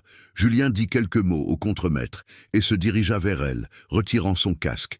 À mesure qu'il s'approchait, elle pouvait lire dans ses yeux un mélange d'espoir et d'appréhension. « Camille !» Sa voix était rauque d'émotion. « Que fais-tu ici ?»« Elle déglutit difficilement. « J'ai vu l'article dans le journal, et je me suis renseigné sur la donation à ma bibliothèque. » Un silence gêné s'installa entre eux. Autour, les bruits du chantier continuaient, mais ils étaient seuls dans leur bulle d'émotion. « Tu veux visiter ?» proposa-t-il finalement. Elle hocha la tête, et il la guida à travers le site. « Ici, ce sera l'accueil », expliqua-t-il en désignant un espace en cours d'aménagement. Là-bas, les consultations générales, et au fond, un petit bloc opératoire pour les urgences mineures. C'est impressionnant. Elle observait les plans punaisés sur un panneau provisoire. Combien de centres comme celui-ci comptes-tu ouvrir? Une quinzaine dans un premier temps, en priorité dans les quartiers où l'accès aux soins est difficile. Il s'arrêta devant une maquette du projet terminé. Tu sais, c'est en pensant à toi que j'ai eu cette idée, à ta façon de voir le monde, à tes valeurs. J'ai réalisé que je pouvais utiliser ma fortune autrement que pour l'accumuler. Camille sentit sa gorge se serrer. « Julien, je ne fais pas ça pour te reconquérir, » s'empressa-t-il d'ajouter. « Enfin, pas seulement. Je le fais parce que c'est juste, parce que tu m'as ouvert les yeux sur ce que pouvait être une vie qui a du sens. » Ils continuèrent la visite en silence, chacun perdu dans ses pensées. Quand ils arrivèrent dans ce qui serait la salle d'attente, Camille s'arrêta devant une grande baie vitrée qui donnait sur un petit jardin en cours d'aménagement. « Des pivoines » murmura-t-elle en voyant les plans du paysagiste. « Tu as bonne mémoire !» Un sourire triste passa sur le visage de Julien. « Je me suis dit que les patients auraient besoin de beauté aussi. Julien, il faut que je te dise quelque chose. » Elle se tourna vers lui, les yeux brillants de larmes contenues. « J'ai eu tort. J'ai eu tort de te repousser, tort d'écouter ta tante, tort de décider à ta place ce qui était bon pour toi. » Il la regarda intensément, n'osant pas espérer. « Camille, laisse-moi finir. » Elle prit une profonde inspiration. « Ces dernières semaines ont été un enfer. Non seulement parce que tu me manquais terriblement, mais aussi parce que j'ai réalisé à quel point j'avais été lâche. J'ai préféré fuir plutôt que de me battre pour nous. Tu n'as pas été lâche, tu as voulu me protéger. Non, sa véhémence le surprit. J'ai eu peur, Julien. Peur de ne pas être à la hauteur, peur d'être jugé, peur de changer. Mais en regardant ce que tu construis ici, j'ai compris que l'amour, ce n'est pas rester dans sa zone de confort, c'est grandir ensemble, évoluer ensemble. Des larmes coulaient maintenant librement sur ses joues. Je t'aime, Julien. Je t'aime depuis nos 17 ans. et je n'ai jamais cessé de t'aimer. Même quand je croyais que tu m'avais oublié, même quand j'essayais de t'effacer de ma mémoire. Tu es l'autre moitié de mon âme. » Julien s'approcha d'elle, levant doucement sa main pour essuyer ses larmes. « Moi aussi je t'aime, plus que tout au monde, plus que ma fortune, plus que ma réputation, plus que ma propre vie. Alors pourquoi sommes-nous si stupides ?» demanda-t-elle avec un rire mouillé de larmes. « Parce que nous avons peur d'être heureux, suggéra-t-il en caressant sa joue. Plus maintenant. Elle posa sa main sur la sienne. Plus jamais. Il l'attira contre lui, et ils s'embrassèrent enfin, avec toute la passion et la tendresse accumulées pendant ces semaines de séparation. Autour d'eux, le chantier continuait, mais ils n'entendaient plus rien que les battements de leur cœur qui retrouvaient le même rythme. « Il va falloir affronter ta tante », murmura Camille contre ses lèvres. « Elle n'a plus aucun pouvoir sur moi. J'ai racheté ses parts et celles de tous les actionnaires récalcitrants. » Il sourit malicieusement. « L'avantage d'être milliardaire, c'est qu'on peut se permettre de faire le ménage dans son entourage. Et les médias, les ragots, qu'ils parlent !» Il la serra plus fort contre lui. « Tant qu'ils ne disent pas de mensonges sur toi, peu m'importe. Et s'ils en disent, j'ai d'excellents avocats. » Camille éclata de rire. « Tu as pensé à tout. J'ai eu du temps pour réfléchir. 3 semaines et 4 jours exactement. » Il la regarda avec une intensité qui lui coupa le souffle. « 3 semaines et 4 jours d'enfer. Ça a été aussi long pour moi. » Elle posa sa tête contre son torse, savourant la sensation de ses bras autour d'elle. « Julien, oui, la prochaine fois que j'ai peur, promets-moi de ne pas me laisser fuir. Promets-moi de me retenir, de me secouer s'il le faut. » Promis. Il déposa un baiser sur le sommet de sa tête. « Et toi, promets-moi de ne plus prendre de décisions importantes sans moi.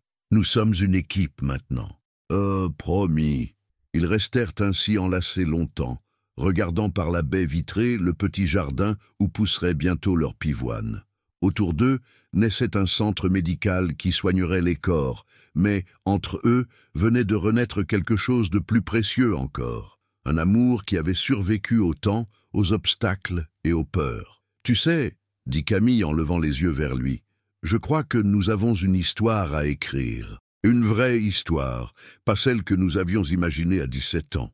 La plus belle histoire d'amour qui soit, » répondit Julien en l'embrassant à nouveau. « Celle de 2 adultes qui ont choisi de s'aimer malgré tout. » Et dans cette salle d'attente en construction, entourés par le bruit et la poussière d'un chantier, ils scellèrent leur réconciliation avec la certitude que cette fois, rien ne pourrait plus les séparer. Les semaines qui suivirent, leur réconciliation furent parmi les plus heureuses de la vie de Camille. Elle découvrait un nouveau Julien, un homme qui avait trouvé l'équilibre entre ses responsabilités et ses convictions, qui savait allier efficacité professionnelle et générosité sincère. Leur relation prit une dimension différente de leur première tentative. Plus mature, plus ancrée dans la réalité, elle se construisait jour après jour sur des bases solides. Julien respectait scrupuleusement l'indépendance de Camille, ne tentant jamais de l'influencer ou de changer sa façon de vivre. De son côté, elle apprenait à connaître son monde sans se laisser impressionner, apportant sa fraîcheur et son authenticité dans un univers parfois trop policé. Un matin de mars, alors que les bourgeons commençaient à éclore dans les parcs de Nantes, Julien l'appela depuis Paris. « Camille, j'aimerais te présenter quelqu'un. Es-tu libre pour déjeuner samedi ? » « Bien sûr. Qui veux-tu me présenter ? » Dr Sarah Chen, ma nouvelle directrice médicale. Elle supervise l'ouverture de tous nos centres gratuits. Je pense que vous allez bien vous entendre. » Camille sourit. Depuis quelques semaines, Julien l'associait de plus en plus à ses projets, sollicitant son avis sur l'aménagement des espaces d'accueil, l'organisation des bibliothèques médicales, la création d'ateliers de lecture pour les enfants hospitalisés. Elle appréciait cette confiance qu'il lui témoignait.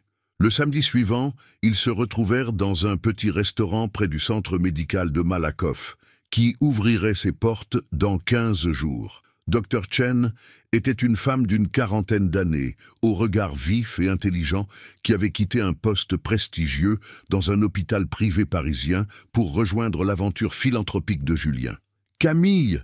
s'exclama-t-elle en l'apercevant. Julien m'a tellement parlé de vous. Vous êtes exactement comme je vous imaginais. Vraiment? Et comment m'imaginiez-vous? Demanda Camille, amusée, intelligente, déterminée, et avec cette capacité rare de voir l'essentiel. Sarah sourit chaleureusement. Julien ne tarit pas d'éloges sur vos idées pour humaniser nos centres. Pendant le déjeuner, elles discutèrent passionnément des projets en cours. Sarah expliqua sa vision d'une médecine accessible et humaine. Camille partageait ses observations sur les besoins des familles du quartier qu'elle côtoyait quotidiennement. Julien les écoutait avec bonheur, fier de voir les deux femmes qu'il admirait le plus s'entendre si naturellement. « Au fait, » dit Sarah en se tournant vers Camille, « j'ai une proposition à vous faire. Nous cherchons quelqu'un pour coordonner les activités culturelles et éducatives dans nos centres. Quelqu'un qui comprenne les besoins des familles, qui sache créer du lien social. Seriez-vous intéressé ?» Camille faillit s'étrangler avec son café. « Vous me proposez un travail ?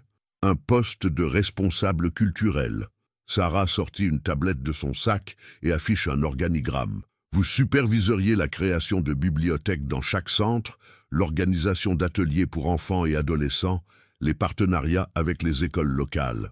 Un poste créé sur mesure pour vos compétences. » Camille regarda Julien, cherchant à décrypter son expression. « Tu savais ? Sarah m'en a parlé hier soir. » Il prit sa main par-dessus la table. « Mais je lui ai dit que la décision t'appartenait entièrement. Je ne veux influencer ton choix, en rien. » « Mais qu'est-ce que vous en pensez vraiment ?» demanda Camille à Sarah. « Que vous seriez parfaite pour ce poste. » La directrice médicale se pencha vers elle. « Julien m'a raconté votre travail à la bibliothèque scolaire, votre façon de créer des liens avec les enfants et leurs familles. C'est exactement ce dont nous avons besoin. Et financièrement ?» Camille rougit légèrement de poser cette question si directement. Le salaire serait substantiellement plus élevé que votre poste actuel. Sarah nomma un chiffre qui fit écarquiller les yeux de Camille. Plus une voiture de fonction et la possibilité de voyager pour visiter tous nos centres. Camille resta silencieuse, digérant cette proposition inattendue, quitter son poste stable à l'école, sa routine rassurante, pour se lancer dans cette aventure. C'était tentant et terrifiant à la fois. « Je peux réfléchir ?» demanda-t-elle finalement. « Bien sûr, prenez tout le temps nécessaire. » Sarah glissa sa carte de visite vers elle. « Mais sachez que nous aimerions vraiment vous avoir dans l'équipe. » Le trajet de retour se fit dans un silence songeur. Julien sentait la tension de Camille, ses interrogations, ses doutes. Il se gara devant son immeuble et se tourna vers elle. « Dis-moi ce que tu penses vraiment. C'est une opportunité incroyable. Un poste passionnant, une équipe formidable, un salaire qui changerait ma vie. » Elle le regarda avec anxiété. « Mais j'ai peur que ce soit encore de la charité déguisée. » Camille, sa voix était plus dure qu'il ne l'aurait voulu. « Tu crois vraiment que je demanderais à Sarah de créer un poste fictif pour te faire plaisir? Tu penses que je risquerais la crédibilité de nos centres pour satisfaire un caprice personnel ?» Elle baissa les yeux, honteuse. « Non. Bien sûr que non. Excuse-moi. C'est juste que... » « Que quoi ? Que tout va si bien depuis notre réconciliation.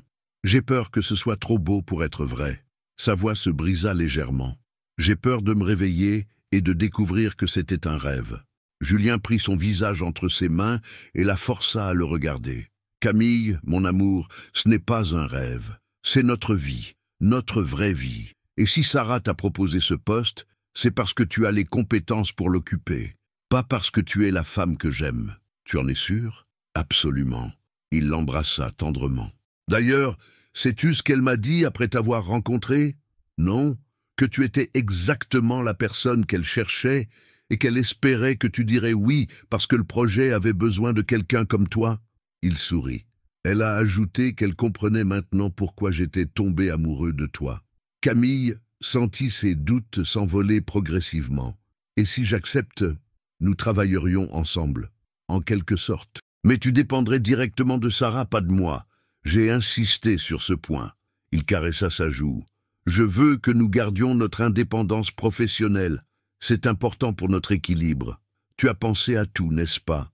J'ai appris à mes dépens qu'il vaut mieux anticiper les problèmes. » Son ton redevint sérieux. « Mais encore une fois, la décision t'appartient. Si tu refuses, nous continuerons comme maintenant. Si tu acceptes, nous vivrons une nouvelle aventure ensemble. Dans les deux cas, je t'aimerai. Cette nuit-là, Camille ne dormit pas beaucoup.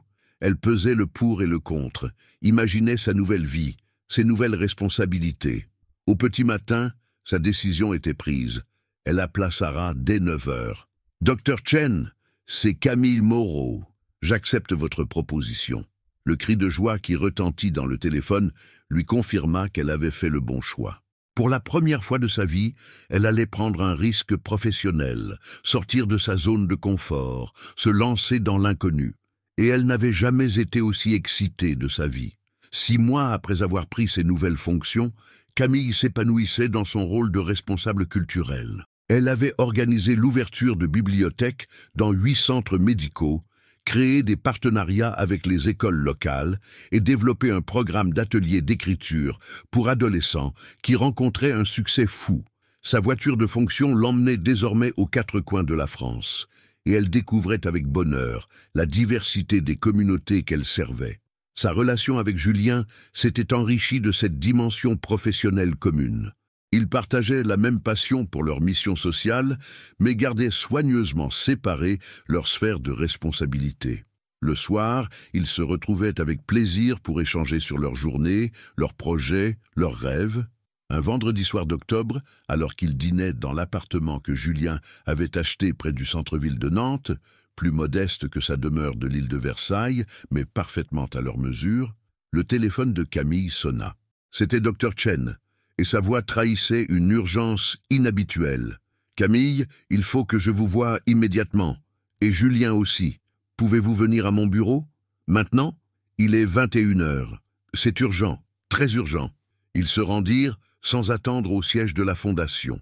Sarah les attendait dans son bureau, entourée de journaux et de tablettes, le visage grave. Sur son écran d'ordinateur s'affichait un article en ligne qui fit blêmir Camille. « Népotisme chez Armand, le PDG case sa maîtresse », lut Julien à voix haute.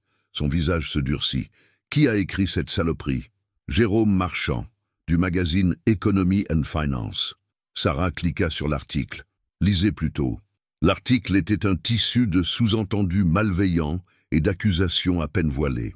Marchand insinuait que Camille avait été embauchée uniquement grâce à sa relation avec Julien, que son poste était fictif, que ses supposées compétences n'étaient qu'un prétexte pour justifier un salaire de complaisance. Il citait des sources anonymes proches du dossier, qui décrivaient une organisation corrompue par les sentiments personnels du PDG. « Comment ce journaliste a-t-il eu accès à des informations sur mon salaire ?» demanda Camille, la voix tremblante. « C'est ce que j'aimerais savoir. » Sarah ferma l'ordinateur d'un geste sec. « Mais il y a pire. 3 autres publications reprennent l'histoire demain matin. Et nous avons reçu ce soir un courrier de l'Inspection générale des affaires sociales. Ils ouvrent une enquête sur nos pratiques de recrutement. » Le silence qui suivit fut pesant. Camille sentait le poids du regard de Julien sur elle, devinait ses pensées. Ils avaient cru pouvoir échapper aux ragots, aux jalousies, aux manipulations. Ils s'étaient trompés. « Je démissionne, » dit-elle soudainement. « Quoi ?» Julien se tourna vers elle, stupéfait. « Camille, tu n'y penses pas ?»« Si, c'est la seule solution. » Elle se leva, arpentant nerveusement le bureau. « Tant que je travaillerai pour la Fondation, nous serons vulnérables à ce genre d'attaque. »« Mais tu adores ton travail !» protesta Sarah. « Et tu es excellente. Les retours des équipes sont unanimes. Peu importe. » Camille s'arrêta devant la fenêtre, regardant les lumières de Nantes scintiller dans la nuit. « Ma présence compromet la crédibilité de la Fondation. Je ne peux pas accepter cela. » Julien se leva à son tour et vint se placer derrière elle. « Camille, nous ne céderons pas au chantage. Ce n'est pas du chantage, c'est de la réalité. » Elle se retourna, les yeux brillants de colère et de tristesse. « Tu ne vois donc pas que c'était inévitable, que quelqu'un finirait par utiliser notre relation contre nous. Et alors, nous nous battrons. » « Non !» Sa véhémence les surprit tous les 3. « Non, Julien, je ne me battrai pas. Pas cette fois, parce que cette fois, ce n'est pas seulement de nous qu'il s'agit. » Sarah intervint doucement. « Camille, avant de prendre une décision définitive, Laissez-moi vous montrer quelque chose. Elle ouvrit un dossier et en sortit une liasse de documents. Voici les rapports d'activité de tous nos centres depuis 6 mois. Regardez les statistiques de fréquentation des bibliothèques que vous avez créées. Regardez les témoignages des familles sur vos ateliers. Regardez les partenariats que vous avez développés. Camille parcourut les documents, émue malgré elle par les retours positifs, les remerciements, les demandes d'extension du programme. « Maintenant, dites-moi, » continua Sarah, « allez-vous priver tous ces enfants, toutes ces familles de votre travail parce qu'un journaliste véreux a décidé de faire du sensationnel? Ce n'est pas si simple. » « Si, c'est exactement ça. » Julien prit les mains de Camille dans les siennes. « Mon amour, souviens-toi de ce que tu m'as dit il y a quelques mois, que l'amour, ce n'est pas rester dans sa zone de confort, c'est grandir ensemble, évoluer ensemble. Julien, nous ne sommes plus les adolescents qui se cachettent dans les parcs. Nous sommes des adultes qui ont le droit de s'aimer et de travailler ensemble pour quelque chose qui nous dépasse. » Il serra ses mains plus fort. « Je refuse que nous reculions encore. Je refuse que nous laissions des gens malveillants détruire ce que nous construisons. » Camille le regarda longuement, lisant dans ses yeux toute sa détermination, tout son amour. « Et l'enquête? Et s'ils trouvent des irrégularités? » « Ils n'en trouveront aucune, » intervint Sarah fermement. « Votre recrutement a été irréprochable. Votre travail parle de lui-même. Et s'ils veulent faire du zèle, qu'ils viennent. Nous avons tous les documents, tous les témoignages. » Sarah a raison. Julien caresse la joue de Camille. « Et puis, sais-tu qui est Jérôme Marchand? » « Non. Un ancien journaliste économique qui a été licencié pour avoir accepté des pots de vin d'industriels. Il survit maintenant en vendant des ragots au magazine People. Son sourire se fit carnassier. « Mes avocats vont s'amuser. Tu veux dire qu'il va retirer son article d'ici demain midi et présenter des excuses publiques. Sinon, il va découvrir ce que coûte une action en diffamation contre le groupe Armand. » Camille sentit un poids s'enlever de ses épaules. « Tu crois vraiment que nous pouvons nous en sortir? J'en suis certain. » Il l'attira contre lui. « Mais seulement si nous restons unis, si nous cessons de fuir au premier obstacle. » « D'accord. » Elle prit une profonde inspiration. « D'accord, je reste, mais à une condition. » « Laquelle? Que nous soyons transparents à 100%. Plus de secrets, plus de non-dits. Si nous voulons que notre amour survive dans ce monde impitoyable, il faut qu'il soit à toute épreuve. » Julien sourit et l'embrassa tendrement. Marché conclu. Sarah applaudit discrètement. « Parfait. Maintenant, au travail. Nous avons une réputation à défendre et un journaliste à remettre à sa place. » En sortant du bureau, Camille se sentait différente, plus forte, plus déterminée. Pour la première fois, elle n'avait pas fui face à l'adversité. Elle s'était battue pour ce qu'elle aimait, son travail, son homme, leur avenir commun. « Merci, » dit-elle à Julien alors qu'ils regagnaient leur voiture. « De quoi? De m'avoir empêché de faire encore une bêtise. » Il éclata de rire. « C'est à ça que servent les vrais couples, à se rattraper mutuellement quand l'un menace de tomber. » Et pour la première fois depuis longtemps, Camille eut la certitude absolue qu'ils formaient effectivement un vrai couple. Un couple capable d'affronter n'importe quelle tempête. 3 semaines après l'attaque médiatique, l'enquête de l'Inspection générale des affaires sociales touchait à sa fin. Comme prévu, les investigateurs n'avaient trouvé aucune irrégularité dans le recrutement de Camille, et ses résultats professionnels parlaient d'eux-mêmes. Jérôme Marchand avait retiré son article et présenté des excuses publiques sous la menace d'un procès. Mais cette épreuve avait révélé quelque chose d'inattendu. C'était un vendredi soir pluvieux de novembre. Camille finalisait les derniers détails de l'inauguration du centre médical de Malakoff, prévu pour le week-end suivant, quand Julien entra dans son bureau avec une expression qu'elle ne lui connaissait pas. « Il faut que je te dise quelque chose », annonça-t-il, sans préambule. Le ton de sa voix fit lever la tête à Camille. « Qu'est-ce qui se passe? Tu as l'air bizarre. » Julien s'assit en face d'elle, visiblement nerveux. « Pendant l'enquête, j'ai découvert qui était la source anonyme qui a renseigné Marchand. » Ah, Camille posa son stylo, intriguée. « Qui était-ce? » Ma tante Hélène. Il marqua une pause. « Mais ce n'est pas tout. En fouillant dans ses motivations, j'ai découvert autre chose. Julien, tu me fais peur.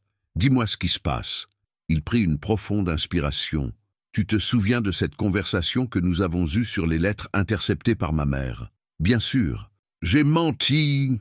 Enfin, pas complètement, mais j'ai omis des détails importants. » Il évita son regard. « Ma mère n'a pas agi seule. Elle avait une complice. » Camille sentit son estomac se nouer. « Qui? » ?»« Madame Dubois, la directrice de ton école. » Le monde de Camille vacilla. « Quoi? Mais c'est impossible. Elle était la meilleure amie de ma mère depuis le lycée. Quand ma famille a déménagé à Paris, ma mère lui a demandé de la tenir informée de ce que tu devenais. Et toi, tu veux dire qu'elle m'espionnait? » La voix de Camille n'était plus qu'un murmure. « Au début, oui. Puis, quand tu as commencé à lui écrire, ma mère lui a demandé d'intercepter tes lettres. En échange, elle finançait discrètement l'école, les sorties scolaires, les projets pédagogiques. » Camille se leva brusquement, renversant sa chaise. « Non, non, ce n'est pas possible. Madame Dubois me connaît depuis que j'ai 15 ans.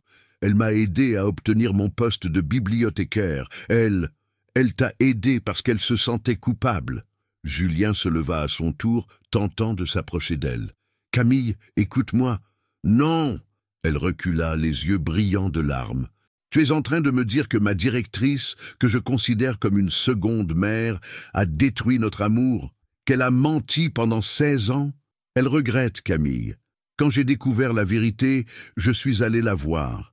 Elle était rongée par les remords. Elle voulait te dire la vérité depuis des années, mais elle ne savait pas comment. « Depuis quand le sais-tu » demanda Camille, d'une voix glaciale. Julien baissa les yeux. « Depuis notre réconciliation au chantier. »« Quoi » Le cri de Camille résonna dans le bureau. « Tu sais depuis 6 mois et tu ne m'as rien dit ? J'avais peur de ta réaction. Peur que tu ne me pardonnes jamais d'avoir attendu si longtemps pour découvrir la vérité. Et tu as eu raison. » Les larmes coulaient maintenant librement sur ses joues. « Comment as-tu pu me mentir pendant tout ce temps ? Comment as-tu pu me laisser travailler avec cette femme en sachant qu'elle avait détruit notre jeunesse ? Camille, s'il te plaît, non !» Elle attrapa son manteau et se dirigea vers la porte. « J'ai besoin de réfléchir. J'ai besoin d'être seule. Où vas-tu ? Voir Madame Dubois.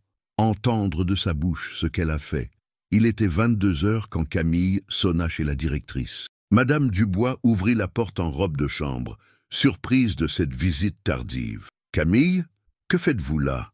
Vous le savez très bien. » Camille entra sans invitation dans le petit salon qu'elle connaissait bien. « Julien m'a tout dit. » Le visage de Madame Dubois se décomposa. Elle ferma lentement la porte et vint s'asseoir en face de Camille, soudain vieillie de 10 ans. Je me demandais quand ce moment arriverait. Pourquoi ? La question sortit comme un cri de douleur. Pourquoi m'avoir fait ça? Parce que j'aimais Evelyne comme une sœur. Les yeux de la directrice s'emplirent de larmes. Nous étions inséparables depuis l'adolescence. Quand elle m'a demandé ce service, j'ai pensé qu'elle protégeait son fils. En détruisant ma vie, je ne réalisais pas. Madame Dubois se tordit les mains. Au début, c'était juste quelques informations. Comment vous alliez si vous parliez encore de Julien? Puis, quand les lettres ont commencé à arriver, vous les avez toutes interceptées? Toutes. Evelyne m'envoyait de l'argent en échange. Beaucoup d'argent. Assez pour financer les projets de l'école, pour améliorer vos conditions de travail. Je me disais que c'était pour votre bien aussi. Pour mon bien. Camille éclata d'un rire amer. J'ai passé 16 ans à croire que l'homme que j'aimais m'avait abandonné. J'ai refusé tous les hommes qui s'intéressaient à moi. J'ai construit ma vie sur un mensonge. Je sais. Madame Dubois fondit en larmes. Je sais, et je m'en veux tous les jours. Quand j'ai appris que vous vous étiez retrouvés, j'ai voulu vous dire la vérité, mais vous n'avez pas eu le courage. J'avais peur de vous perdre. Vous êtes comme la fille que je n'ai jamais eue. La fille que vous avez trahie. Camille se leva, tremblant de rage et de douleur. Comment avez-vous pu me regarder dans les yeux tous ces matins, me donner des conseils, me consoler quand j'étais triste, en sachant que vous étiez responsable de ma tristesse? Camille, non, n'ajoutez rien. Elle se dirigea vers la porte. Je ne veux plus jamais vous voir. Plus jamais. Elle claqua la porte et courut jusqu'à sa voiture, sanglotant. Toute sa vie s'écroulait une fois de plus. Non seulement elle avait perdu 16 ans avec Julien, mais l'une des personnes en qui elle avait le plus confiance l'avait trahie pendant tout ce temps. De retour chez elle, elle trouva Marie qui l'attendait, inquiète. Julien avait appelé pour la prévenir. Camille lui raconta tout, s'effondrant dans les bras de sa sœur. « Mon Dieu !» murmura Marie. « Cette femme, comment a-t-elle pu ?» Et Julien qui le savait depuis des mois, sanglota Camille. « Comment puis-je lui faire confiance maintenant? Comment puis-je être sûr qu'il ne me cache pas d'autres secrets ?» Camille. « Non, j'en ai assez, assez des mensonges, des manipulations, des secrets. » Elle se redressa, essuyant rageusement ses larmes. « Je pars, Marie. »« Quoi? Où ça? »« Loin, très loin. J'ai des économies maintenant. Je peux me permettre de recommencer ailleurs. Et Julien? Julien peut reprendre sa vie dorée. Moi, j'en ai fini avec cette histoire. » Cette nuit-là, tandis que Marie tentait vainement de la raisonner, Camille fit ses valises. Elle avait pris sa décision. Elle allait quitter Nantes, quitter la France peut-être, recommencer à zéro, loin de tous ces mensonges, loin de toutes ces trahisons. Au matin, elle avait disparu, laissant seulement un mot pour sa sœur. Dit à Julien que cette fois, c'est vraiment fini.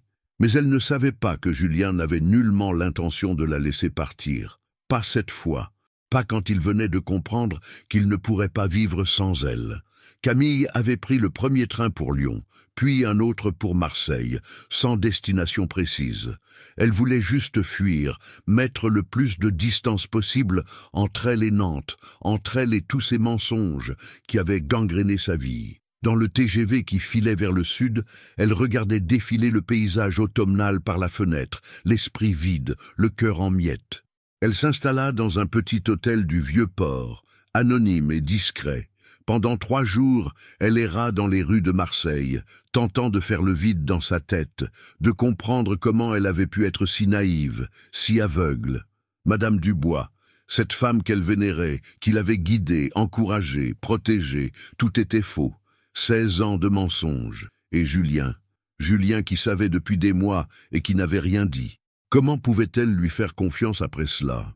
Comment croire en leur amour quand il était capable de lui cacher une vérité si importante? Le 3e soir, assise dans un petit restaurant du Panier, elle picorait distraitement une bouillabaisse en observant les couples autour d'elle. Tous semblaient heureux, insouciants. Elle leur enviait cette simplicité qu'elle n'avait jamais connue. Son téléphone vibra. Un message de Marie. « Camille, s'il te plaît, réponds-moi. Julien est en train de devenir fou. Il te cherche partout. » Elle éteignit son téléphone sans répondre. Elle n'était pas prête, pas encore. Pendant ce temps, à Nantes, Julien vivait un enfer. Il avait mobilisé tous ses contacts, engagé un détective privé, écumé les gares, les aéroports. Rien. Camille avait disparu comme si la terre l'avait engloutie. « Monsieur Armand » dit son assistante en entrant dans son bureau où il n'avait pas dormi depuis 2 nuits. « Votre rendez-vous avec les investisseurs japonais, annulé. Annulé tout. » Il ne levait même pas les yeux de son ordinateur, où il scrutait les images des caméras de surveillance des gares. « Mais monsieur, j'ai dit, annulez tout !» Il explosa, puis se reprit immédiatement. « Excusez-moi, Sylvie, je ne suis pas dans mon état normal. » Sarah Chen entra à ce moment-là, l'air inquiet. « Julien, vous ne pouvez pas continuer comme ça, vous allez tomber malade. »« Je m'en fiche !» Il se leva, arpentant nerveusement son bureau. « Sarah, j'ai tout gâché. J'ai menti à la femme que j'aime, par lâcheté, par peur. Et maintenant, elle est partie. Elle reviendra. »« Non !» Il s'arrêta devant la baie vitrée. « Vous ne la connaissez pas. Camille ne supporte pas les mensonges. C'est pour ça qu'elle m'avait quitté la première fois, par honnêteté, pour ne pas me nuire. Et moi, comme un imbécile, je lui ai menti. » Sarah s'approcha de lui. « Qu'allez-vous faire ? La retrouver, même si je dois retourner toute la France. Même si elle refuse de me parler, il faut qu'elle sache que... Que quoi? Que je l'aime plus que ma propre vie. Et que je préfère passer le reste de mon existence à la supplier de me pardonner plutôt que de vivre un seul jour sans elle. » Le détective l'appela le lendemain matin. « Monsieur Armand, je l'ai trouvé. Marseille, hôtel du Vieux-Port. » Julien ne prit même pas le temps de faire ses bagages. Il monta dans sa voiture et roula d'une traite vers le sud, ne s'arrêtant que pour faire le plein. 8 heures de route pour rattraper la femme de sa vie. Il arriva à Marseille au coucher du soleil. L'hôtel était modeste, dans une petite rue proche du port. À la réception, on lui confirma que mademoiselle Moreau était bien descendue ici, mais qu'elle était sortie. « Elle a l'habitude d'aller dîner au petit restaurant du coin », ajouta l'employé. « Au bout de la rue, vous ne pouvez pas le manquer. » Julien trouva effectivement le restaurant sans difficulté. À travers la vitrine, il aperçut Camille, seule à une table près de la fenêtre. Elle avait maigri, ses yeux étaient cernés, mais elle était toujours aussi belle. Son cœur se serra en la voyant si fragile, si triste. Il entra doucement, s'approcha de sa table. « Bonsoir, Camille. » Elle leva les yeux, et il vit passer une succession d'émotions sur son visage. Surprise, colère, tristesse, et quelque chose d'autre qu'il n'arriva pas à identifier. « Comment m'as-tu trouvé » demanda-t-elle d'une voix lasse. « Peu importe. » Il s'assit en face d'elle sans invitation. « Ah, il fallait que je te voie. Julien, je t'ai dit que c'était fini. »« Non, ce n'est pas fini. Ça ne sera jamais fini. » Il posa ses mains sur la table, paumes ouvertes. « Camille, je sais que j'ai eu tort de ne pas te dire la vérité plus tôt. Je sais que j'ai trahi ta confiance, mais laisse-moi t'expliquer. »« M'expliquer quoi? Que tu es comme tous les autres? Que tu manipules la vérité quand ça t'arrange? » ?»« Non !» Sa véhémence attira les regards des autres clients. Il baissa la voix. « Je voulais te protéger, te laisser le temps d'être heureuse avant de t'infliger une nouvelle blessure. Me protéger ?» Elle eut un rire amer. « En me mentant, en attendant le bon moment. » Il se pencha vers elle. « Camille, quand j'ai découvert le rôle de Madame Dubois, nous venions juste de nous réconcilier. Tu étais si fragile, si heureuse. Comment pouvais-je te dire que la femme que tu admirais le plus t'avait trahi?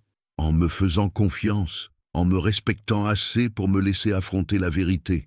Tu as raison. » Il baissa les yeux. « J'ai eu tort, complètement tort. Mais Camille... » Il releva la tête, et elle vit des larmes dans ses yeux. « Je ne peux pas vivre sans toi. Ces 3 jours ont été un enfer. Je ne mange plus, je ne dors plus, je ne pense qu'à toi. Julien, épouse-moi. » Le mot tomba comme une pierre dans l'eau calme. Camille écarquilla les yeux, stupéfaite. « Quoi? Épouse-moi. » Il sortit un écrin de sa poche et l'ouvrit sur la table. Une bague simple mais magnifique, ornée d'un solitaire discret. Je l'ai achetée il y a 3 mois.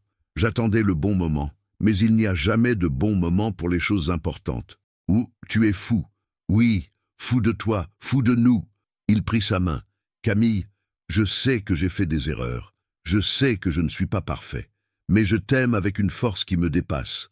Donne-moi une chance de te rendre heureuse.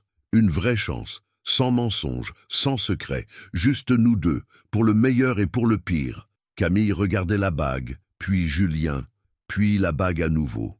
Son cœur battait si fort qu'elle entendait le sang pulser dans ses tempes. « Et si tu me mens encore ?» murmura-t-elle. « Alors tu me quittes, définitivement, je te le promets, plus jamais de mensonges entre nous. » Et Madame Dubois, j'ai porté plainte contre elle pour interception de correspondance. Elle risque de la prison. Son visage se durcit. Personne ne fera plus jamais de mal à la femme que j'aime. Personne. Les larmes coulaient maintenant sur les joues de Camille. Toute sa colère, toute sa méfiance fondaient devant l'évidence de l'amour qu'elle lisait dans les yeux de Julien. « Tu es vraiment sûre ?» demanda-t-elle d'une voix tremblante. « Sûre de vouloir m'épouser, moi, avec tous mes défauts, mes peurs, ma façon de fuir quand les choses deviennent difficiles? J'en suis plus sûr que de tout ce que j'ai fait dans ma vie. » Il serra sa main. « Camille Moreau, veux-tu devenir Camille Armand ?» Elle le regarda longuement, cet homme qui l'avait tant fait souffrir et qui la rendait si heureuse, cet homme qui était prêt à retourner la France entière pour la retrouver, cet homme qui l'aimait malgré ses défauts et ses fuites. « Oui, » murmura-t-elle, « oui, je le veux. » Il glissa la bague à son doigt avec des mains tremblantes, puis se leva pour l'embrasser passionnément sous les applaudissements discrets des autres clients du restaurant qui avaient assisté malgré eux à cette demande en mariage. « Je t'aime, » murmura-t-il contre ses lèvres. « Moi aussi je t'aime, pour toujours cette fois, pour toujours. » 6 mois plus tard, le soleil de mai filtrait à travers les grandes fenêtres de la mairie de Nantes, illuminant la salle des mariages d'une lumière dorée. Camille se tenait devant le miroir de la petite salle d'attente, ajustant une dernière fois sa robe de mariée. Simple et élégante, en soie ivoire, elle reflétait parfaitement sa personnalité, authentique et lumineuse. « Tu es magnifique », murmura Marie, en arrangeant le voile délicat qui encadrait le visage de sa sœur. « Maman et papa auraient été si fiers !» Camille toucha la broche ancienne épinglée sur son corsage, un bijou de famille qui avait appartenu à leur mère. « J'aimerais tant qu'ils soient là. Ils sont là d'une certaine manière. » Marie sourit en essuyant discrètement une larme. « Et regarde comme tu rayonnes, on dirait que tu illumines la pièce entière. » C'était vrai. Depuis leur réconciliation à Marseille, Camille semblait habitée par une joie profonde et sereine. Elle avait repris son poste à la Fondation avec une énergie nouvelle, développant des projets encore plus ambitieux. Son programme d'atelier d'écriture pour adolescents avait été étendu à 20 centres, et elle préparait un livre rassemblant les plus beaux textes de ses jeunes protégés. « Il est temps !» annonça doucement l'adjoint au maire en entr'ouvrant la porte. Camille prit une profonde inspiration et suivit Marie vers la salle des mariages. Une cinquantaine de personnes les attendaient, Dr Sarah Chen au premier rang, des collègues de la Fondation, les enfants de la bibliothèque scolaire avec leurs parents, quelques amis proches. Une assemblée modeste mais chaleureuse, exactement comme il l'avait souhaité. Quand elle aperçut Julien qui l'attendait près du maire, son cœur s'emballa comme au premier jour. Il était d'une élégance sobre dans son costume gris anthracite, mais c'était son sourire qui la bouleversait. Ce sourire d'amour pur, de bonheur absolu, qui ne la quittait plus depuis Marseille. À côté de lui se tenait Thomas, son frère aîné, venu spécialement de Canada pour l'occasion. Les deux hommes s'étaient réconciliés après des années de distance, et Thomas servirait de témoin à Julien. À ses côtés, Marie rayonnait de fierté d'être la témoin de sa sœur. « Nous voici réunis aujourd'hui pour célébrer l'union de Camille Moreau et Julien Armand », commença le maire d'une voix solennelle. Mais Camille n'entendait plus rien que les battements de son cœur. Elle regardait Julien, et dans ses yeux verts, elle lisait toute leur histoire. L'amour adolescent, la séparation douloureuse, les retrouvailles inespérées, les obstacles surmontés, la confiance reconquise. 16 ans pour apprendre que l'amour véritable ne se contente pas de rêves romantiques, mais se construit jour après jour sur la sincérité et le respect mutuel. Julien Armand, acceptez-vous de prendre pour épouse Camille Moreau, de l'aimer et de la chérir, dans la joie comme dans l'épreuve, dans la richesse comme dans la pauvreté, en la santé comme dans la maladie, jusqu'à ce que la mort vous sépare? Oui, je le veux. Sa voix était ferme, sans hésitation. Camille Moreau, acceptez-vous de prendre pour époux Julien Armand, de l'aimer et de le chérir, dans la joie comme dans l'épreuve, dans la richesse comme dans la pauvreté, en la santé comme dans la maladie, jusqu'à ce que la mort vous sépare? Oui, je le veux. Elle n'avait jamais été aussi sûre de quelque chose de sa vie. L'échange des alliances fut un moment d'émotion pure. Julien glissa à son doigt une alliance simple en or blanc, gravée de leurs initiales et de la date de leur première rencontre au lycée. Camille lui passa la sienne, identique, en murmurant « Pour toujours cette fois. Par les pouvoirs qui me sont conférés, je vous déclare unis par les liens du mariage. Vous pouvez embrasser la mariée. » Leur baiser fut tendre et passionné à la fois, scellant devant tous leur amour enfin triomphant. L'assemblée applaudit chaleureusement, et petite Emma, la fillette de la bibliothèque, cria de sa voix cristalline « Vive les mariés !» La réception se déroula dans le jardin de leur nouvelle maison, une demeure du XVIIIe siècle qu'ils avaient achetée ensemble dans le quartier Grasslin. Ni trop grande, ni trop modeste, elle reflétait parfaitement leur compromis. Élégante, sans être ostentatoire, confortable, sans être luxueuse. Sous les guirlandes de roses blanches et de pivoine, les invités se mêlaient joyeusement. Sarah Chen discutait avec enthousiasme, avec Marie des futurs projets de la Fondation, tandis que Thomas racontait ses aventures canadiennes aux enfants fascines. « Alors, Madame Armand » murmura Julien à l'oreille de Camille pendant qu'ils dansaient leur première valse. « Aucun regret? Un seul » répondit-elle malicieusement. « Lequel » Il s'arrêta de danser, soudain inquiet d'avoir attendu si longtemps. Elle éclata de rire devant son expression soulagée. « Julien Armand, vous êtes un mari très facile à taquiner. Et vous, Camille Armand, vous êtes une épouse parfaite. Il la fit tournoyer gracieusement. Savez-vous que je vous aime? Dites-le-moi encore. Je vous aime, madame mon épouse, plus que tous les trésors du monde. Et moi, monsieur mon mari, je vous aime plus que tous les mots de tous les poètes. Au moment de couper le gâteau, Julien demanda l'attention de tous. Mes chers amis, avant que nous ne partagions ce dessert, j'aimerais faire une annonce. Il prit la main de Camille et se tourna vers les invités. Camille et moi avons une surprise pour vous. Dans 3 mois, nous ouvrirons le premier centre culturel entièrement gratuit de la région nantaise. Un lieu où se mêleront bibliothèque, ateliers d'écriture, cours de soutien scolaire et même une petite salle de spectacle. Et ce centre, ajouta Camille en souriant, s'appellera l'Espace Évelyne et Paul, en mémoire de nos parents qui nous ont appris l'amour des livres et de l'éducation.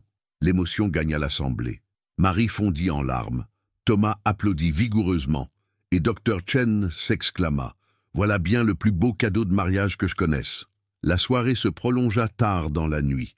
Quand le dernier invité fut parti, Camille et Julien se retrouvèrent seuls dans leur jardin illuminé par les lampions.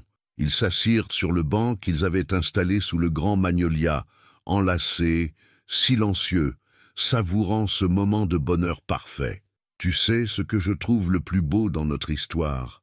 murmura Camille en posant sa tête sur l'épaule de son mari. « Non, dis-moi, c'est qu'elle n'est pas terminée. » Elle leva les yeux vers lui. « Nous avons toute la vie pour l'écrire, ensemble. Toute la vie, » répéta Julien en l'embrassant tendrement. « Et je compte bien que ce soit la plus belle histoire d'amour jamais écrite. » Au-dessus d'eux, les étoiles brillaient dans le ciel de mai, témoins silencieux de cet amour qui avait survécu au temps, aux épreuves et aux malentendus. Dans le lointain, les cloches de la cathédrale de Nantes sonnaient minuit, marquant le début d'une nouvelle journée, d'une nouvelle vie. Camille et Julien Armand venaient d'écrire la première page de leur histoire commune, une histoire qui promettait d'être longue, belle et lumineuse, comme l'amour véritable qui les unissait désormais pour l'éternité. Dans le parc de Procès, le vieux chêne qui portait encore leurs initiales d'adolescents semblait sourire dans la brise nocturne. Car l'amour, le vrai, celui qui unit les âmes plus que les corps, celui qui grandit avec les années au lieu de s'effriter, cet amour-là ne meurt jamais vraiment. Il attend juste le bon moment pour refleurir, plus fort et plus beau qu'avant.